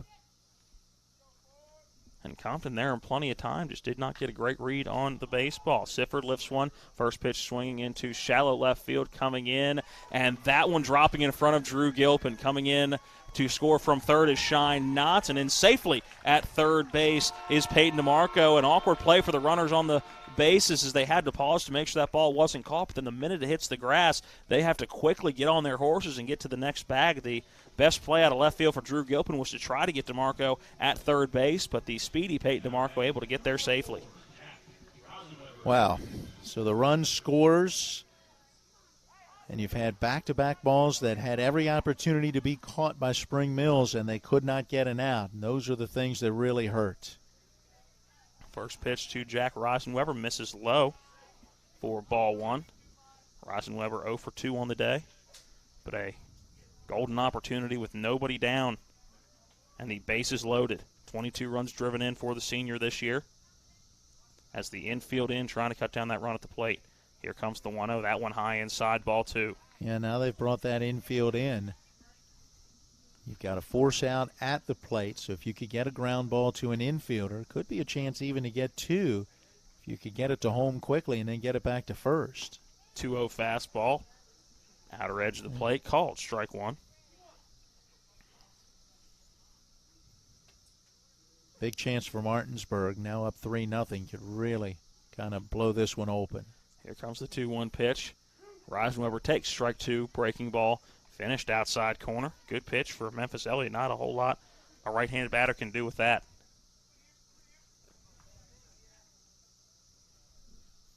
DeMarco standing almost in the coach's box down the third base line. The 2-2 pitch, a ground ball to short. Coming up with it, Compton. They will get the lead runner at the plate. Reisenweber reaches safely at first. That fielder's choice going to go 6-2 in the scorebook. Yeah, nice play. They got just what they wanted. Compton able to field at short cleanly, make a good throw to the plate. You get the force out there for the first out of the inning, preventing a run from scoring. The other runners will advance as it brings up the big lefty Isaiah Morris. Had a triple his last at-bat. Breaking ball outside to Morris, ball 1. At first base is Reisenweber. Sifford at second. And now standing at third is Hudson Clement. Yeah, triple here clears the bases and blows this one wide open.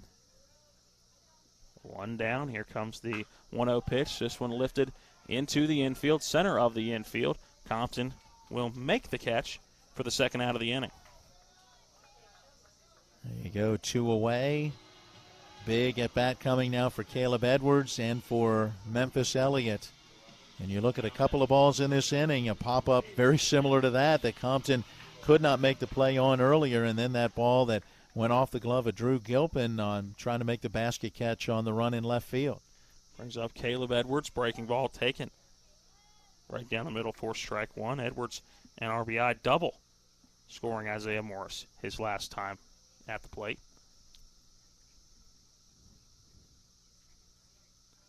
Elliott gets the pitch he wants, gives the head nod to his catcher, Rollison.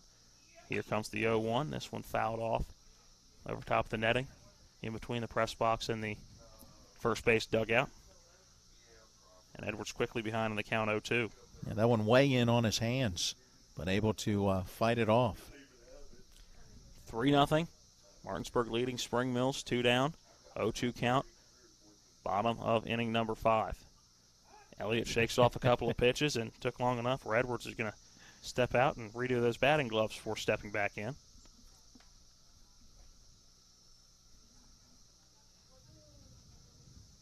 Does get the pitch he wants, gives that head nod to Rollison.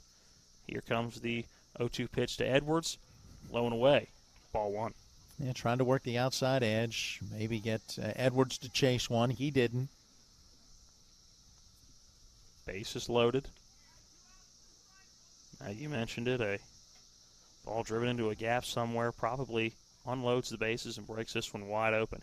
Here comes the 1-2 pitch, that one outside, nicking off the glove of Rollison. It's going to be a play at the plate, and it's an errant throw. Coming in from third to score is Hudson Clement, and Martinsburg's lead now 4-0 in the bottom of the 5th. Well, that's the way to get a run in, right? Wild pitch, pass ball, however it gets scored. That one working outside and getting away from the catcher, and not real far from Rollison. But as Memphis Elliott charging down, trying to be able to get that one. Rosenweber will advance to second. Advancing to third is Landon Sifford. Count to Caleb Edwards, 2 balls, 2 strikes. Deuces are wild. 2 balls, 2 strikes, 2 outs, 2 runs scoring in the last 2 innings each. Ready with the 2-2. Here it is from Elliott. Breaking ball in on the hands. This one lifted into foul territory. Going over to make the play is Carson Gotham to retire the side. Another pair of runs come across for Martinsburg as we go to the top of inning number 6. When we come back, the Dogs lead over Spring Mills 4-0. With 4 new car dealerships and 4 used car dealerships in 3 states, Parsons is the largest used car and fastest growing new car dealer in the tri-state area. Take Parsons Ford with huge savings on hundreds of new Fords, financing from 0%. Parsons' goal of financing for all. And Parsons' famous above-market trade-in allowances that help make Parsons #1 for used cars, too. See why so many won't buy anywhere but Parsons Ford in Martinsburg. We became #1 by making you #1 first. Parsons. Remember that last trip to the auto mechanic? I also think your solenoid gasket is bad. What? Yep, that'll be another $500. Forget that and go to D&N Auto Specialist at 230 Tavern Road, Martinsburg, where honesty is their best policy. Serving the Eastern Panhandle since 1974, D&N Auto is family-owned and operated, specializing in exhaust alignments and tires. From general maintenance to major overhauls, they'll treat you right. Call D&N Auto Specialist at 304-267-4078.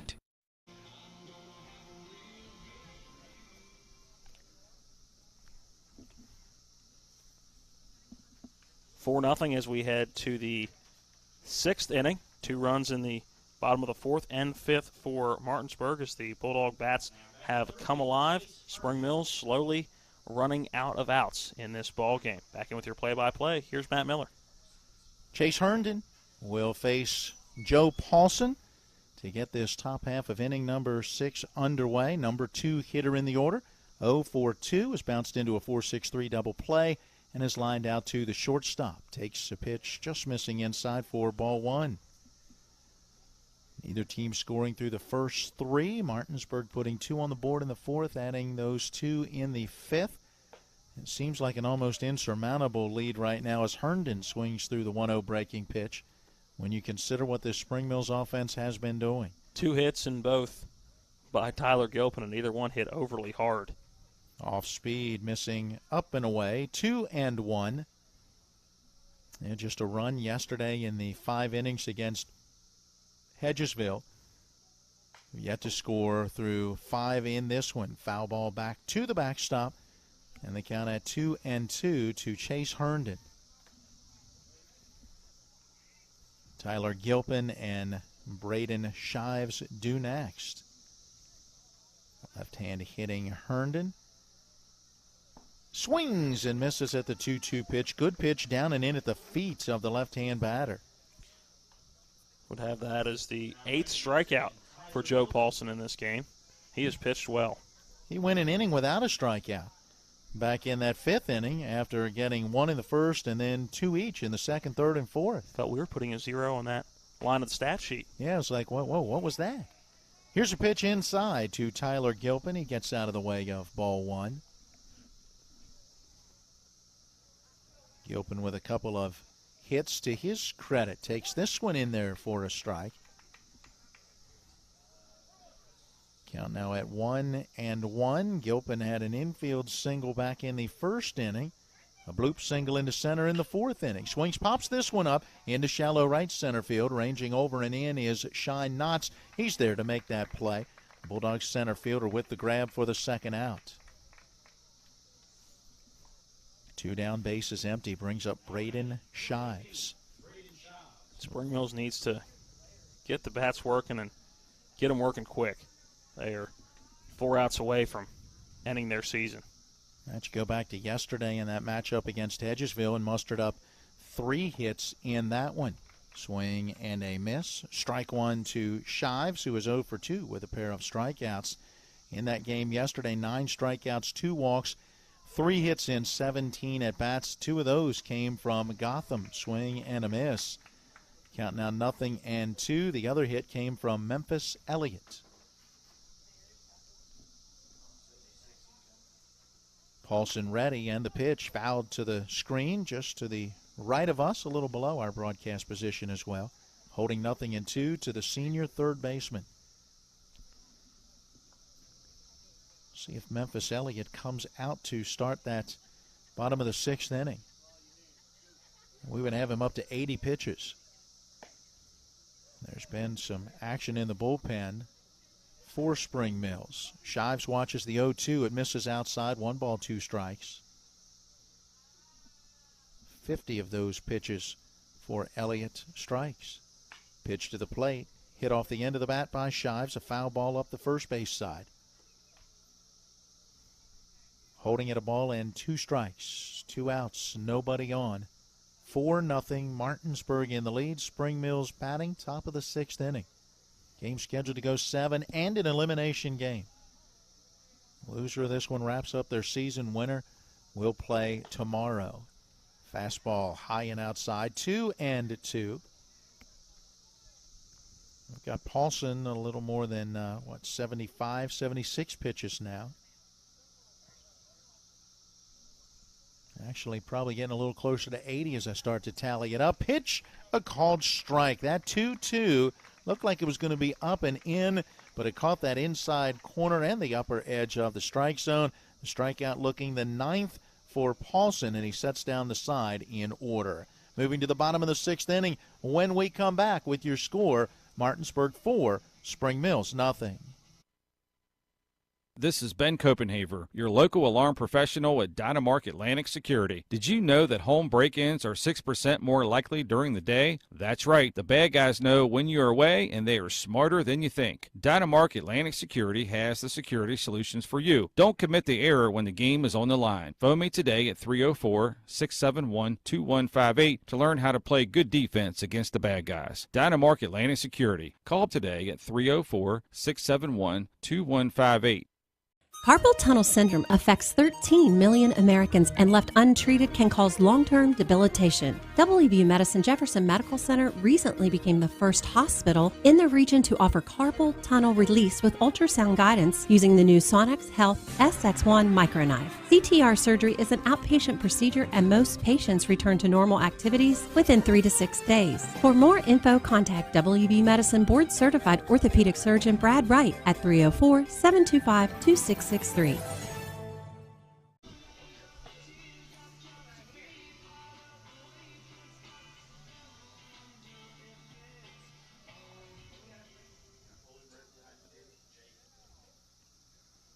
We are back again here at P.O. Faulkner Park Martinsburg looking to add to a 4-0 lead. They've scored 2 in the fourth, 2 in the fifth. They'll come to the plate in this bottom of the sixth inning with the 5, 6, and 7 hitters to face Memphis Elliott. He's back out there. Remember, he can throw up to 110 pitches before he would be taken from the game by the pitch count rule. First pitch, low and outside to Zittel for ball 1. Junior designated hitter in the number 5 spot in the order, 1 for 2. Lined out to the shortstop. That was that diving catch made by Caden Compton as he kind of came in a bit and to his left back in the second inning. Pitch to the plate in there for a strike. Last time up had an RBI single into right field. 1-1 the count to Zittel. Pitch on the way. That off speed on the outside corner for a strike. A lot of movement on that pitch. Yeah, very nicely done. He has pitched well, all in all. Last 2 innings, Martinsburg's mustered up the 4 runs on 6 hits. Had just 1 hit prior. This one missing inside, now 2-2 to Zittel. Michael Lupus and then Shine and Knotts due next. The break even to the plate. Here it comes. That one off the outside corner. Close pitch. Spring Mills faithful wanting it, but that one missed away, and it's a full count. Zittel looking for a pitch he might be able to drive somewhere, get this inning started right. 3 ball, 2 strike delivery. Here it comes. Nope, that one down low, ball 4. I'd have that as the first walk for Memphis Elliott, who has done a tremendous job considering he came in with 25 strikeouts and 20 walks. Visit to the mound and see if Tyler Gilpin starts jogging in from center field. Certainly, yeah, and this is going to be a pitch and change. Yeah, great job. But Bradley Barrett is out to take the baseball, and yep, we're going to have some defensive changes as well. Our new pitcher coming in to begin his warm-up tosses. Jared Custer going to go to the outfield, it looks like. Not sure if that'll move Herndon to center field or if Custer's going to go to center. Looks like it might be Custer himself actually heading into center. Of course, just kind of hanging out with the right fielder right now in right center. So Tyler Gilpin, who we saw loosening earlier, going to move from center field to take over on the mound. And as Gilpin gets in his warm-up tosses, we're going to send it to the studio. Let's take a 60-second break, then come back to P.O. Faulkner Park. Martinsburg is batting with a runner at first, nobody out here in the bottom of the 6th inning, and the Bulldogs leading Spring Mills 4-0. Heffley Motor Company, serving the Eastern Panhandle for over 17 years. Known for our wide variety of vehicles at great prices, we are the area's only pre-owned Carfax Advantage dealer. Save yourself time and money. Come see us. You'll be glad you did. And don't forget our popular detailing service to keep your car looking brand new. We're proud to be your partner serving the community. You're local, we're local, why not buy local? Heffley Motor Company, a nice place to do business.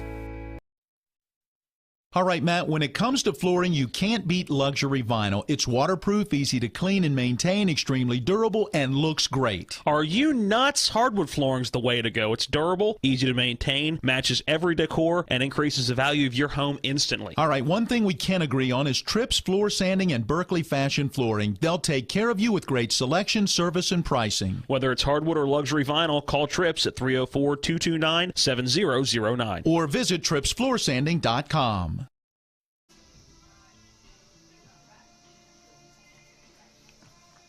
The new pitcher, Tyler Gilpin, finishing his warm-up tosses, replacing Memphis Elliott, who goes 5+, pitched to 1 batter here in this 6th inning, gave up 1 walk. That was to Zittel to lead off the 6th. Also had 1 strikeout.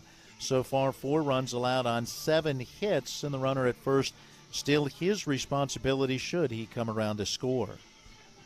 For Gilpin on the mound this year, this is his 10th appearance, 9 coming into today, all in relief. 14 1/3 on the mound this year. He's given up 12 hits, 19 runs, 9 of those earned, 18 walks to 23 strikeouts. Memphis Elliott is going to go to second base defensively and replace Bryce Dunham, while Custer will play in right and Herndon moves into center. Drew Gilpin stays in left. Here we go with the first pitch on the way to Michael Lupus. That went in there for strike one. Looks like Gotham staying at first with now Elliott at second, Compton at short, and Shives at third. Rollison behind the plate, and Tyler Gilpin now on the hill. So there's your defensive changes. There'll be a quiz later. Runner is on the move. 0-1 pitch. Outside bounced in front of the plate up into Dalton Rollison, the catcher. Had no chance to get him anyway, as it is a steal. And it is a pinch runner for Jake Zittel. That is Peyton DeMarco, who was the courtesy runner for Stanovich. DeMarco now used as a pinch runner, not a courtesy runner. Count of 1-1 strike, and that 1-1 pitch on the way. Check swing, that is a strike. It does get away from the catcher. That'll be a passed ball as DeMarco goes to third. Wow. A couple of tough plays for Rollison. Just can't seem to get a clean read on the ball. It is a ball and 2 strikes. So Zittel reaches on the walk, gives way to DeMarco as the pinch runner, and he steals second and then goes to third on the pass ball. Another run just 90 feet away. And this one in the dirt, bounces away from the catcher, and that's a wild pitch that's going to bring the run home. Is that the season in microcosm for the Spring Mills Cardinals to give up run number 5 in that way without the benefit of a hit? Yeah. You can now close the book on Memphis Elliott. All 5 will go to him, and 5 plus 7 hits, 1 strikeout, 1 walk. 2-2 delivery, off-speed pitch popped off the end of the bat. Foul territory, first base side. Giving chase is Gotham, but the first baseman runs out of room. It'll hold at 2-2. Still nobody out in this bottom half of the 6th inning. 5-0 Martinsburg. Update from the softball game at Spring Mills. The floodgates have opened in the 4th inning, 22-3. Spring Mills leading Martinsburg. 2-2 pitch down low. It is ball 3. Count has gone full. You said 22-3. 22-3. I know in the regular season it was a 15 after 3 mercy rule. I'm guessing. I mean, that has to be a regular season rule only, because that is plenty past 15 right now. 3-2 pitch missing down low. There is ball 4. Michael Lupus draws the base on balls. First 2 batters in this 6th inning walking. However, Zittel, after drawing his walk, gave way to the pinch runner DeMarco, who stole second, went to third on a pass ball, and scored on a wild pitch. Shine Knotts 1 for 2, singled, stole, and scored his last time up. That was in the 5th inning. First time up, a fly out to right. That came in the 3rd. He will take a called strike 1 here. Good breaking pitch from Tyler Gilpin.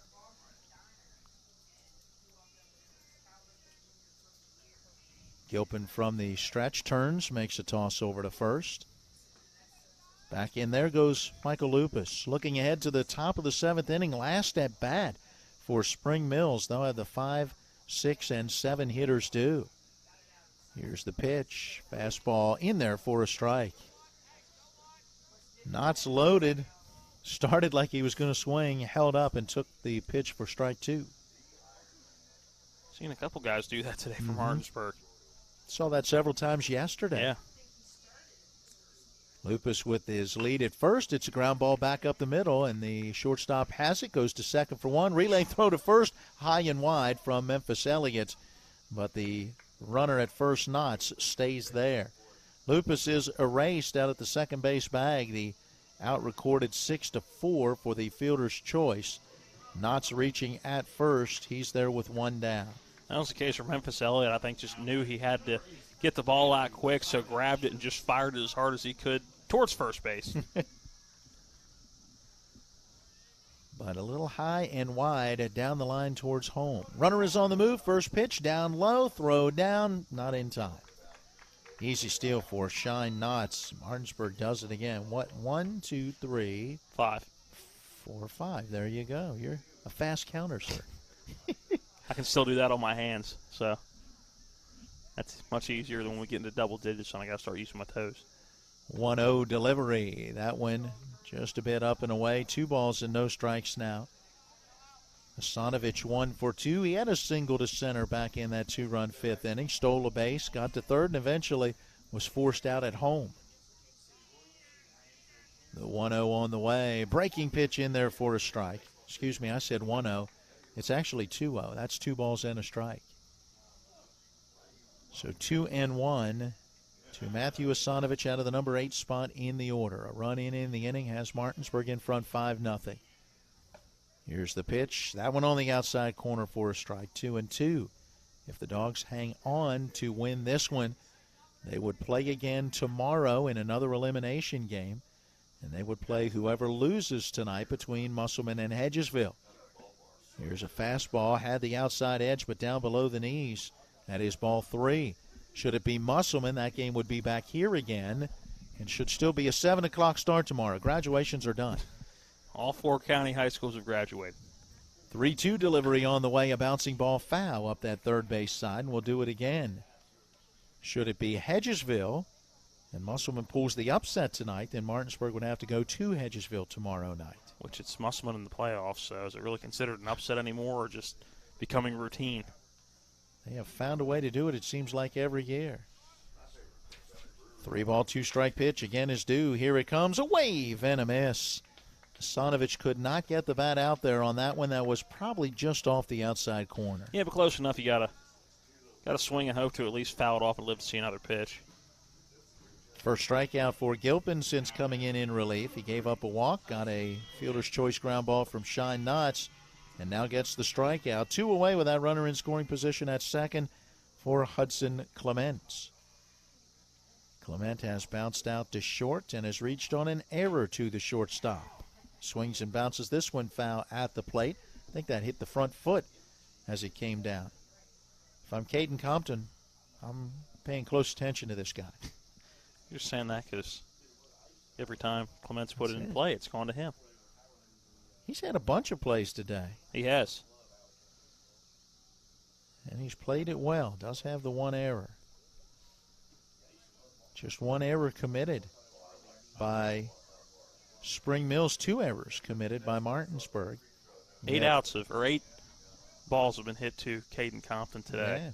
And 7 of them have been outs. And the E6 is the one you'd have expected him to make. That was the pop-up. Yeah, that was the can of corn to the left side of the infield. Here's a pitch down low in the dirt. Again, going to bounce away from the catcher, Dalton Rollison.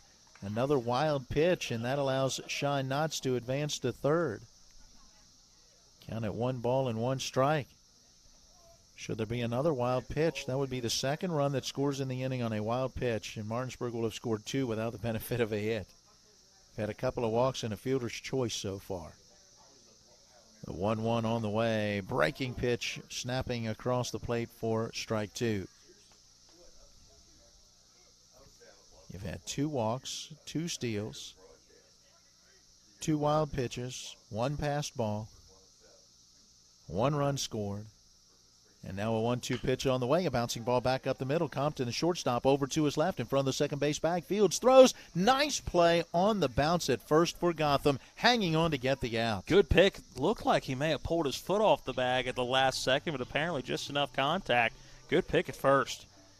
The ground out goes 6-3, brings the inning to a close, but Martinsburg does add a run to their lead. And now for Spring Mills, they are down to their final 3 outs in this game and on this season. Moving to the top of the 7th and final inning of regulation, the 5, 6, and 7 hitters do, with Martinsburg leading 5-0. Conveniently located at 440 Williamsport Pike in Martinsburg, Sunset Car Wash's staff specializes in keeping your car clean. From our famous 3-minute cloth wash to our touchless automatic and 6 self-serving bays, we offer whatever preference you have for your car wash needs. If your vehicle could talk, it would say, "Take me to Sunset Car Wash." So stop by and see us today at Sunset Car Wash at 440 Williamsport Pike in Martinsburg. Locally owned and operated. Babe, I'm hungry. Where do you want to go? I don't know. You pick. Chinese? No, not feeling it. Mexican? No, we just had that over the weekend. You pick. Let's go to the Cider Press restaurant. They have a new smoker burger. I think you'd really like it. The Cider Press restaurant inside Taylor's Farm Market has what you're craving. where the food is fresh and you feel right at home. Exit 5 right off I-81 in Inwood, or online at ciderpressdeliandgrill.com.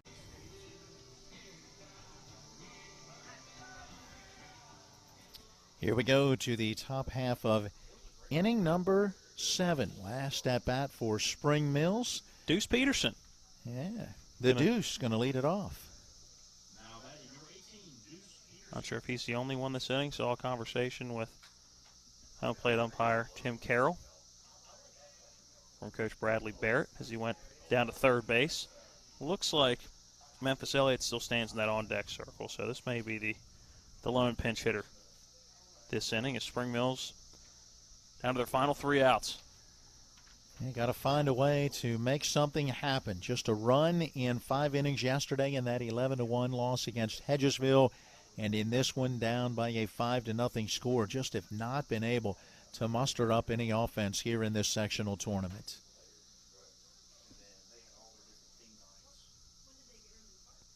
Here we go as Peterson finally digs in to face Joe Paulson, in the first pitch, a strike on the outside corner. Paulson looking to go the distance in this one. 79 pitches, 55 strikes through 6 innings. It's been very efficient. Fastball popped up foul in behind the plate and back over our heads in the press box. It's 0-2. And I'm sure Coach Byler would have preferred a different outcome yesterday, but he's going to go through 2 games, it looks like, and only use 2 pitchers. And this time of year, a lot of times it comes down to who's the deepest when it comes to your rotation. 0-2 delivery, off-speed pitch bounced foul right at the plate. Peterson able to stay alive. Count holds, no balls, 2 strikes. Peterson did not get into yesterday's game. Awaits the 0-2 here. It is on the way and misses outside. Peterson so far this season, 1.48. It's 125 average. 1 walk, 3 strikeouts. Has come around to score a run.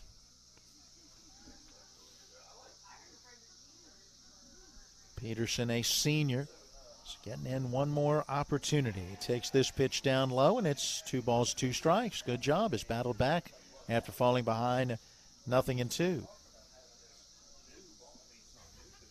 2-2 due. Peterson in the right-hand box ready. Paulson right-hander on the hill to the plate. In on his hands, popped him up. Again, foul back over the press box. Good job fighting for Peterson. There you go. It's not easy to come off the bench and at this point in the game and have a quality at bat like this.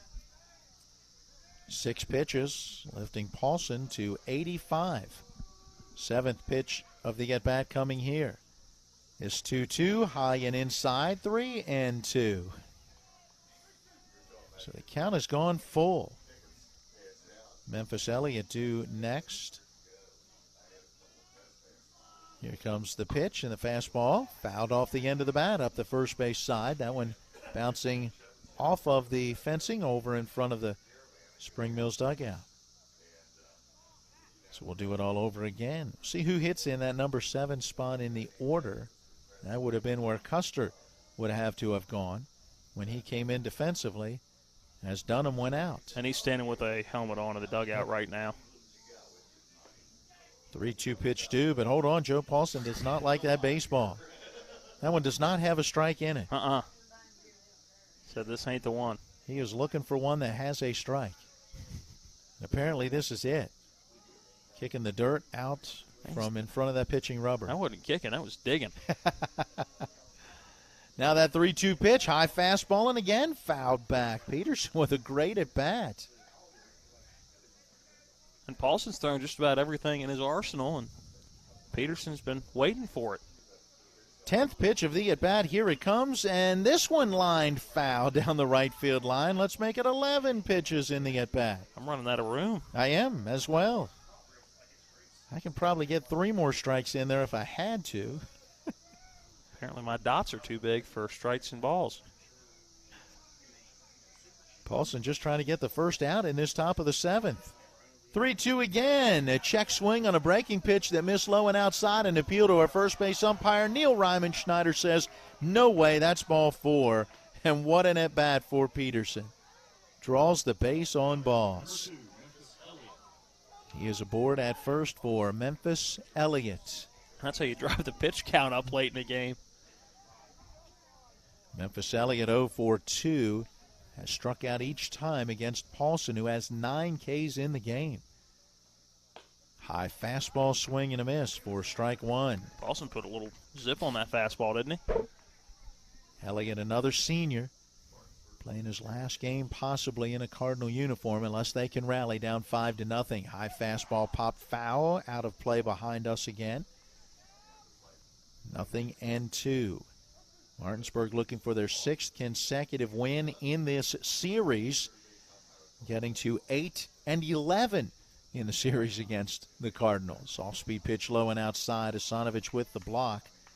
Holds that runner at first. It's a ball and 2 strikes. Meanwhile, the Dogs would climb to their 19th win on the season and their 13th in their last 15 games. 1-2 pitch, soft liner towards the second baseman. Clement comes in, fields it on a hop, goes to second for 1. Relay throw to first, not going to be in time. So Elliott able to leg that one out for the fielder's choice. That will go 4-6. Peterson is erased at second, 1 down in the inning. That one hit on a soft line. Clement coming hard like he might be able to field it, and so Peterson really couldn't go anywhere. And then when it hit in front of him, it was an easy one hopper, and Clement able to get the force out at second. Brings to the plate Custer, and a swing and a miss for him. Jared Custer on the season, looking for his first hit, 0 for 5.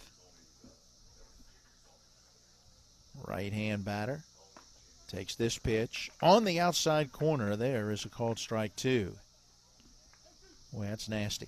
Tough one to deal with on that outside edge. Custer, just a sophomore, another one of the young guys that will be back for this Spring Mills program. Jammed by this one, popped up, and on the front slope of the mound, it is fielded by Joe Paulson, the pitcher, catching that pop-up, turning and looking at first, but Elliott was standing there. He'll be there now with 2 outs. Another pinch hitter coming in. Aiden Seitz going to get an at-bat. He's 1 for 7 on the season. It's 143 average. We saw that hit, by the way, as the fastball to get the at-bat started, misses outside for ball 1. We did. Yeah, that was his first varsity start. And he got a hit in that first at-bat. That was right here, wasn't it? 1-0 on the way, and it's a ground ball past the diving third baseman. Lupus moving to his left, sprawling out for it, just could not bring it in, and Seitz has a base hit. That'll send Elliott to second, 2 on with 2 outs. Yeah, it was the 10-0 Martinsburg game, wasn't it? So if we it's only a few games ago. I think I can look that up. Yep, Aiden Seitz, the sophomore, single in that 3rd inning. To left field. There it was. So both hits have been to the same part of the field, both right here, and we've covered both of them. He likes P.O. Faulkner. He does. So Caden Compton out of that number 9 spot in the order, up with 2 outs and 2 on. Paulson to the plate with a fastball that misses high, ball 1.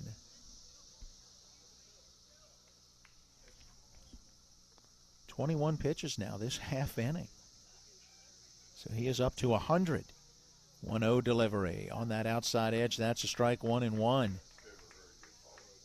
Paulson trying to get the complete game victory. It would be his 5th win on the season, pitching Martinsburg into an elimination game again tomorrow against either Musselman or Hedgesville. Those teams meet tonight at 7 out at Eagle Field.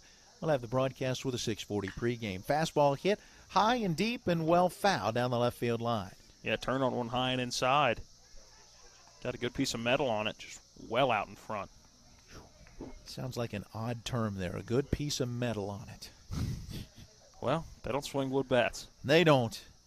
I wish they did. I love the sound. 1 ball, 2 strike pitch. Here it comes. Check swing on one that was well outside, and appeal to the umpire at first. And again, Neil Ryman Schneider says no. Very close. Compton used every muscle in his body to hold up. I'm going to swing. I'm going to swing. I'm not going to swing. And he didn't. Stands back in, awaiting a 2 ball, 2 strike pitch. Here it comes and lines this one into left field. That is a base hit. Sifford charging. He's coming up with it. We'll have a play at the plate. The throw, the tag, and no, they didn't get him. Elliott turning third, forcing that throw to the plate, able to step around the tag of Matthew Asanovich. Asanovich had his foot right at the front corner of the plate, saying to the plate umpire Tim Carroll that the runner actually came down on his foot, and that'll bring Aaron Byler out of the dugout off the third base side to ask. And that's not going to get changed. Obviously, Tim Carroll going to have the only real vantage point on that one. So if he says that's what happened, you're not going to get an appeal from any other umpire. I'm sure Coach Byler just getting his money's worth. So there you go. RBI base hit for Caden Compton gives him 3 runs batted in on the season. Now you got runners at first and second with 2 away. Brings up Carson Gotham. This could be the last batter Paulson faces one way or the other, as that pitch count getting up there near the 110 mark. First pitch high and outside to the left-hand hitter, ball 1. Gotham has walked, reached on an error to the second baseman, and has grounded to short. So 0 for 2. Swings and lifts this one in the air into left field, and this should do it. Landon Sifford is there. He's got it. And the ball game is over. The Martinsburg Bulldogs will get the win as they avoid elimination in this one. They will live to play tomorrow. Will it be Musselman or Hedgesville? We will find out later tonight. For the Cardinals, their season wraps up at 5 wins and 18 losses. Martinsburg is now 19-7. We'll come back and tell you all about it as we get into our postgame show after this 2-minute timeout. This is West Virginia High School playoff baseball on Talk Radio, WRNR, and TV 10. Your final, Martinsburg 5 and Spring Mills 1. Erie Insurance says here's to the grown-ups who move, mortgage, mow, and still bust a move. But does your home insurance still fit? Erie helps you protect the home you've grown into, all at fair prices that are often less than the other guys. So how do you find the right coverage? Magic. Nope. Local independent agents who get to know you like this. Your local Erie agent in Martinsburg is Smallwood & Small Insurance. Get a quote at smallwoodandsmall.com. Erie Insurance. Craving lunch or dinner? The Cider Press restaurant inside Taylor's Farm Market has what you're craving. Awarded one of the 101 most unique places to eat in West Virginia, the Cider will fill you up with their delicious fresh orchard panini, mouth-watering smoker burger, farmer's daughter Cobb salad, and more. The Cider Press also serves a wide selection of craft beer and hard ciders. The Cider Press, serving lunch and dinner daily and where the food is fresh. You'll feel right at home. Now offering online ordering at ciderpressdeliandgrill.com. This is Ben Copenhaver, your local alarm professional at Dynamark Atlantic Security. Did you know that home break-ins are 6% more likely during the day? That's right. The bad guys know when you're away, and they are smarter than you think. Dynamark Atlantic Security has the security solutions for you. Don't commit the error when the game is on the line. Phone me today at 304-671-2158 to learn how to play good defense against the bad guys. Dynamark Atlantic Security. Call today at 304-671-2158.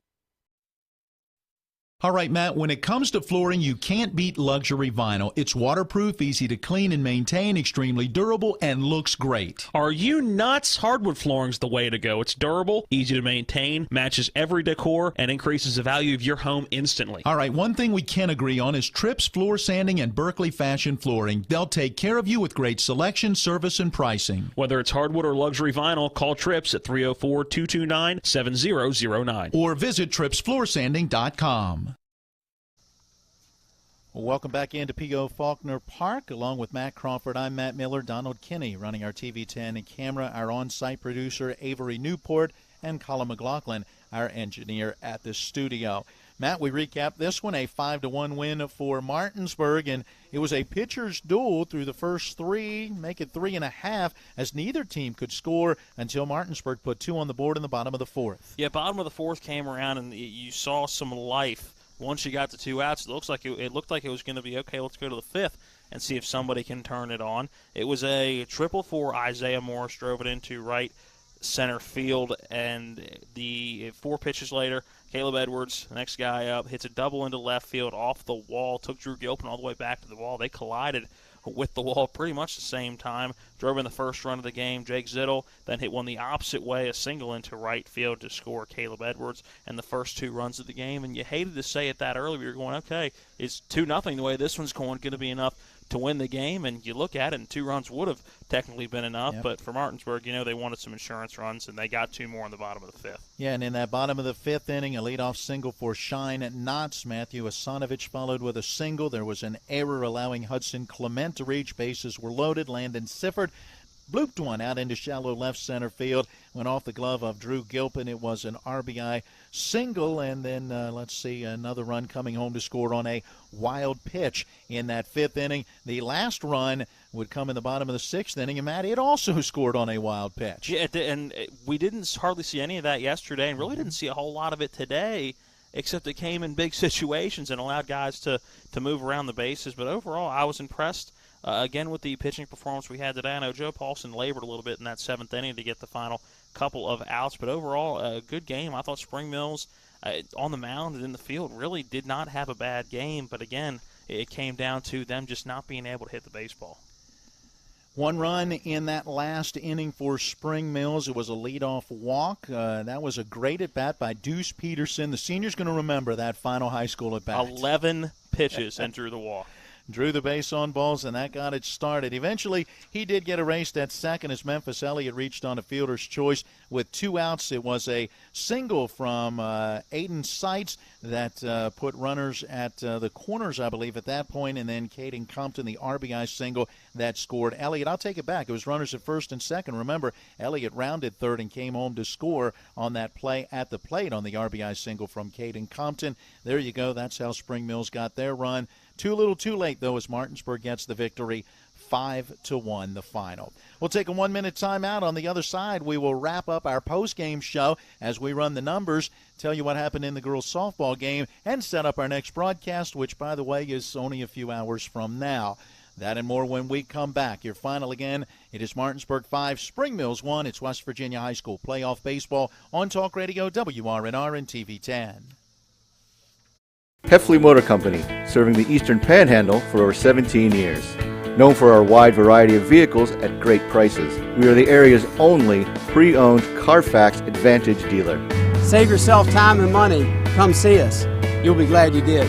And don't forget our popular detailing service to keep your car looking brand new. We're proud to be your partner serving the community. You're local, we're local, why not buy local? Heffley Motor Company, a nice place to do business.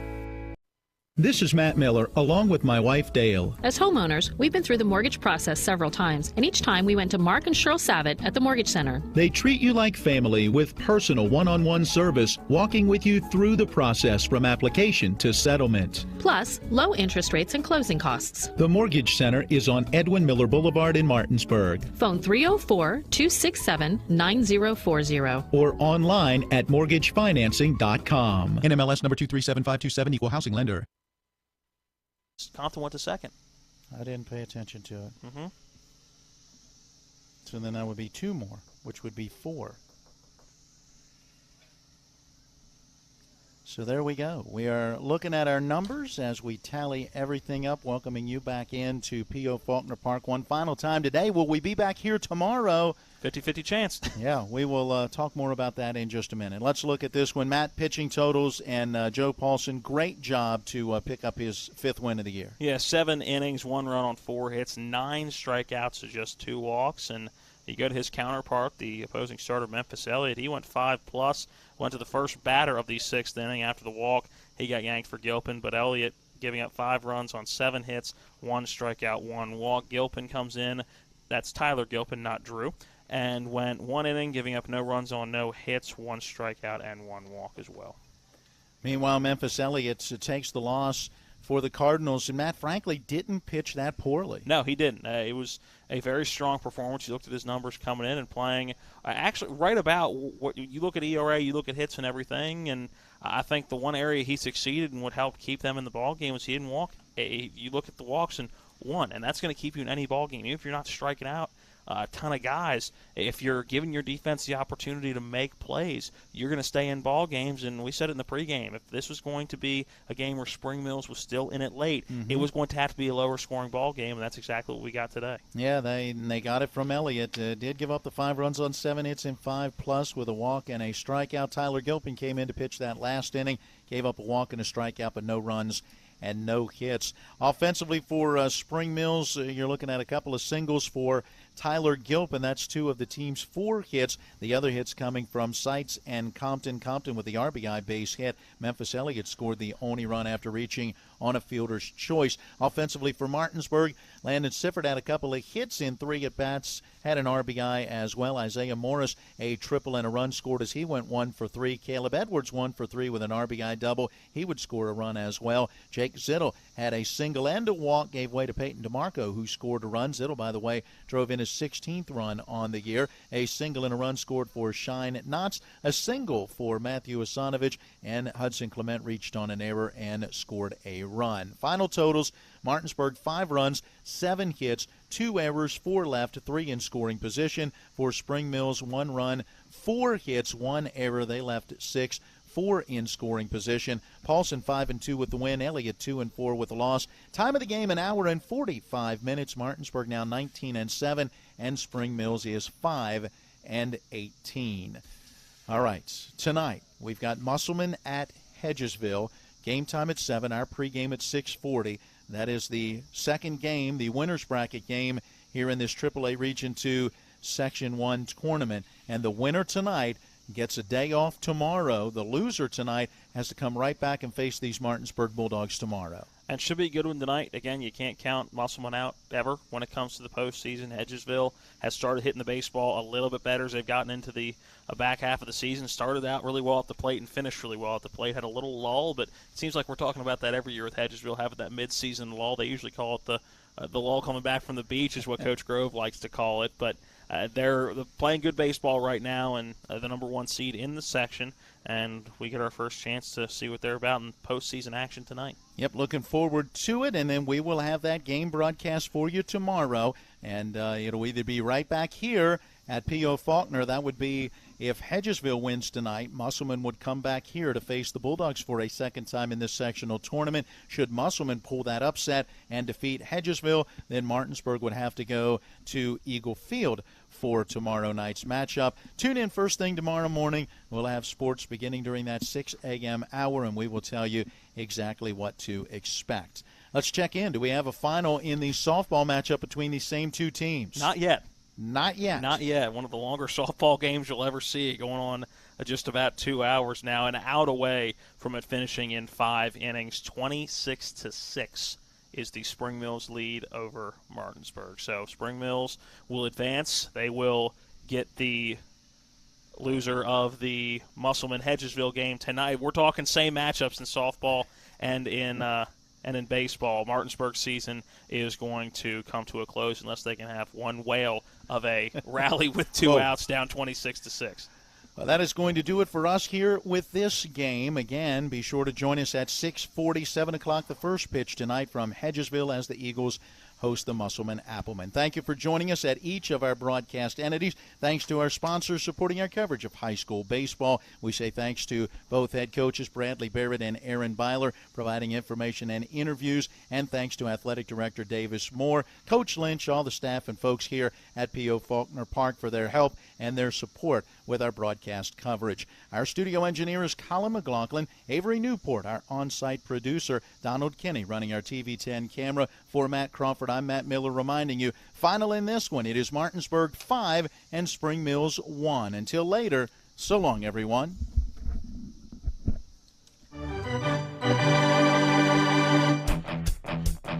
You've been listening to West Virginia High School Baseball.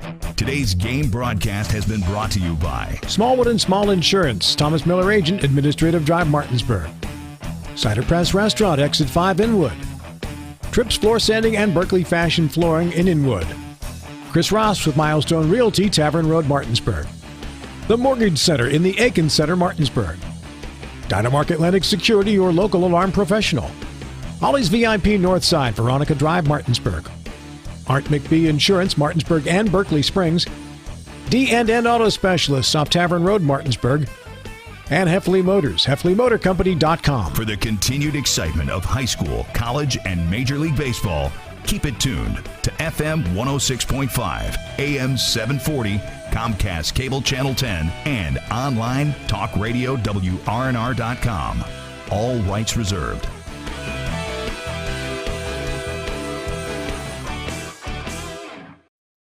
TV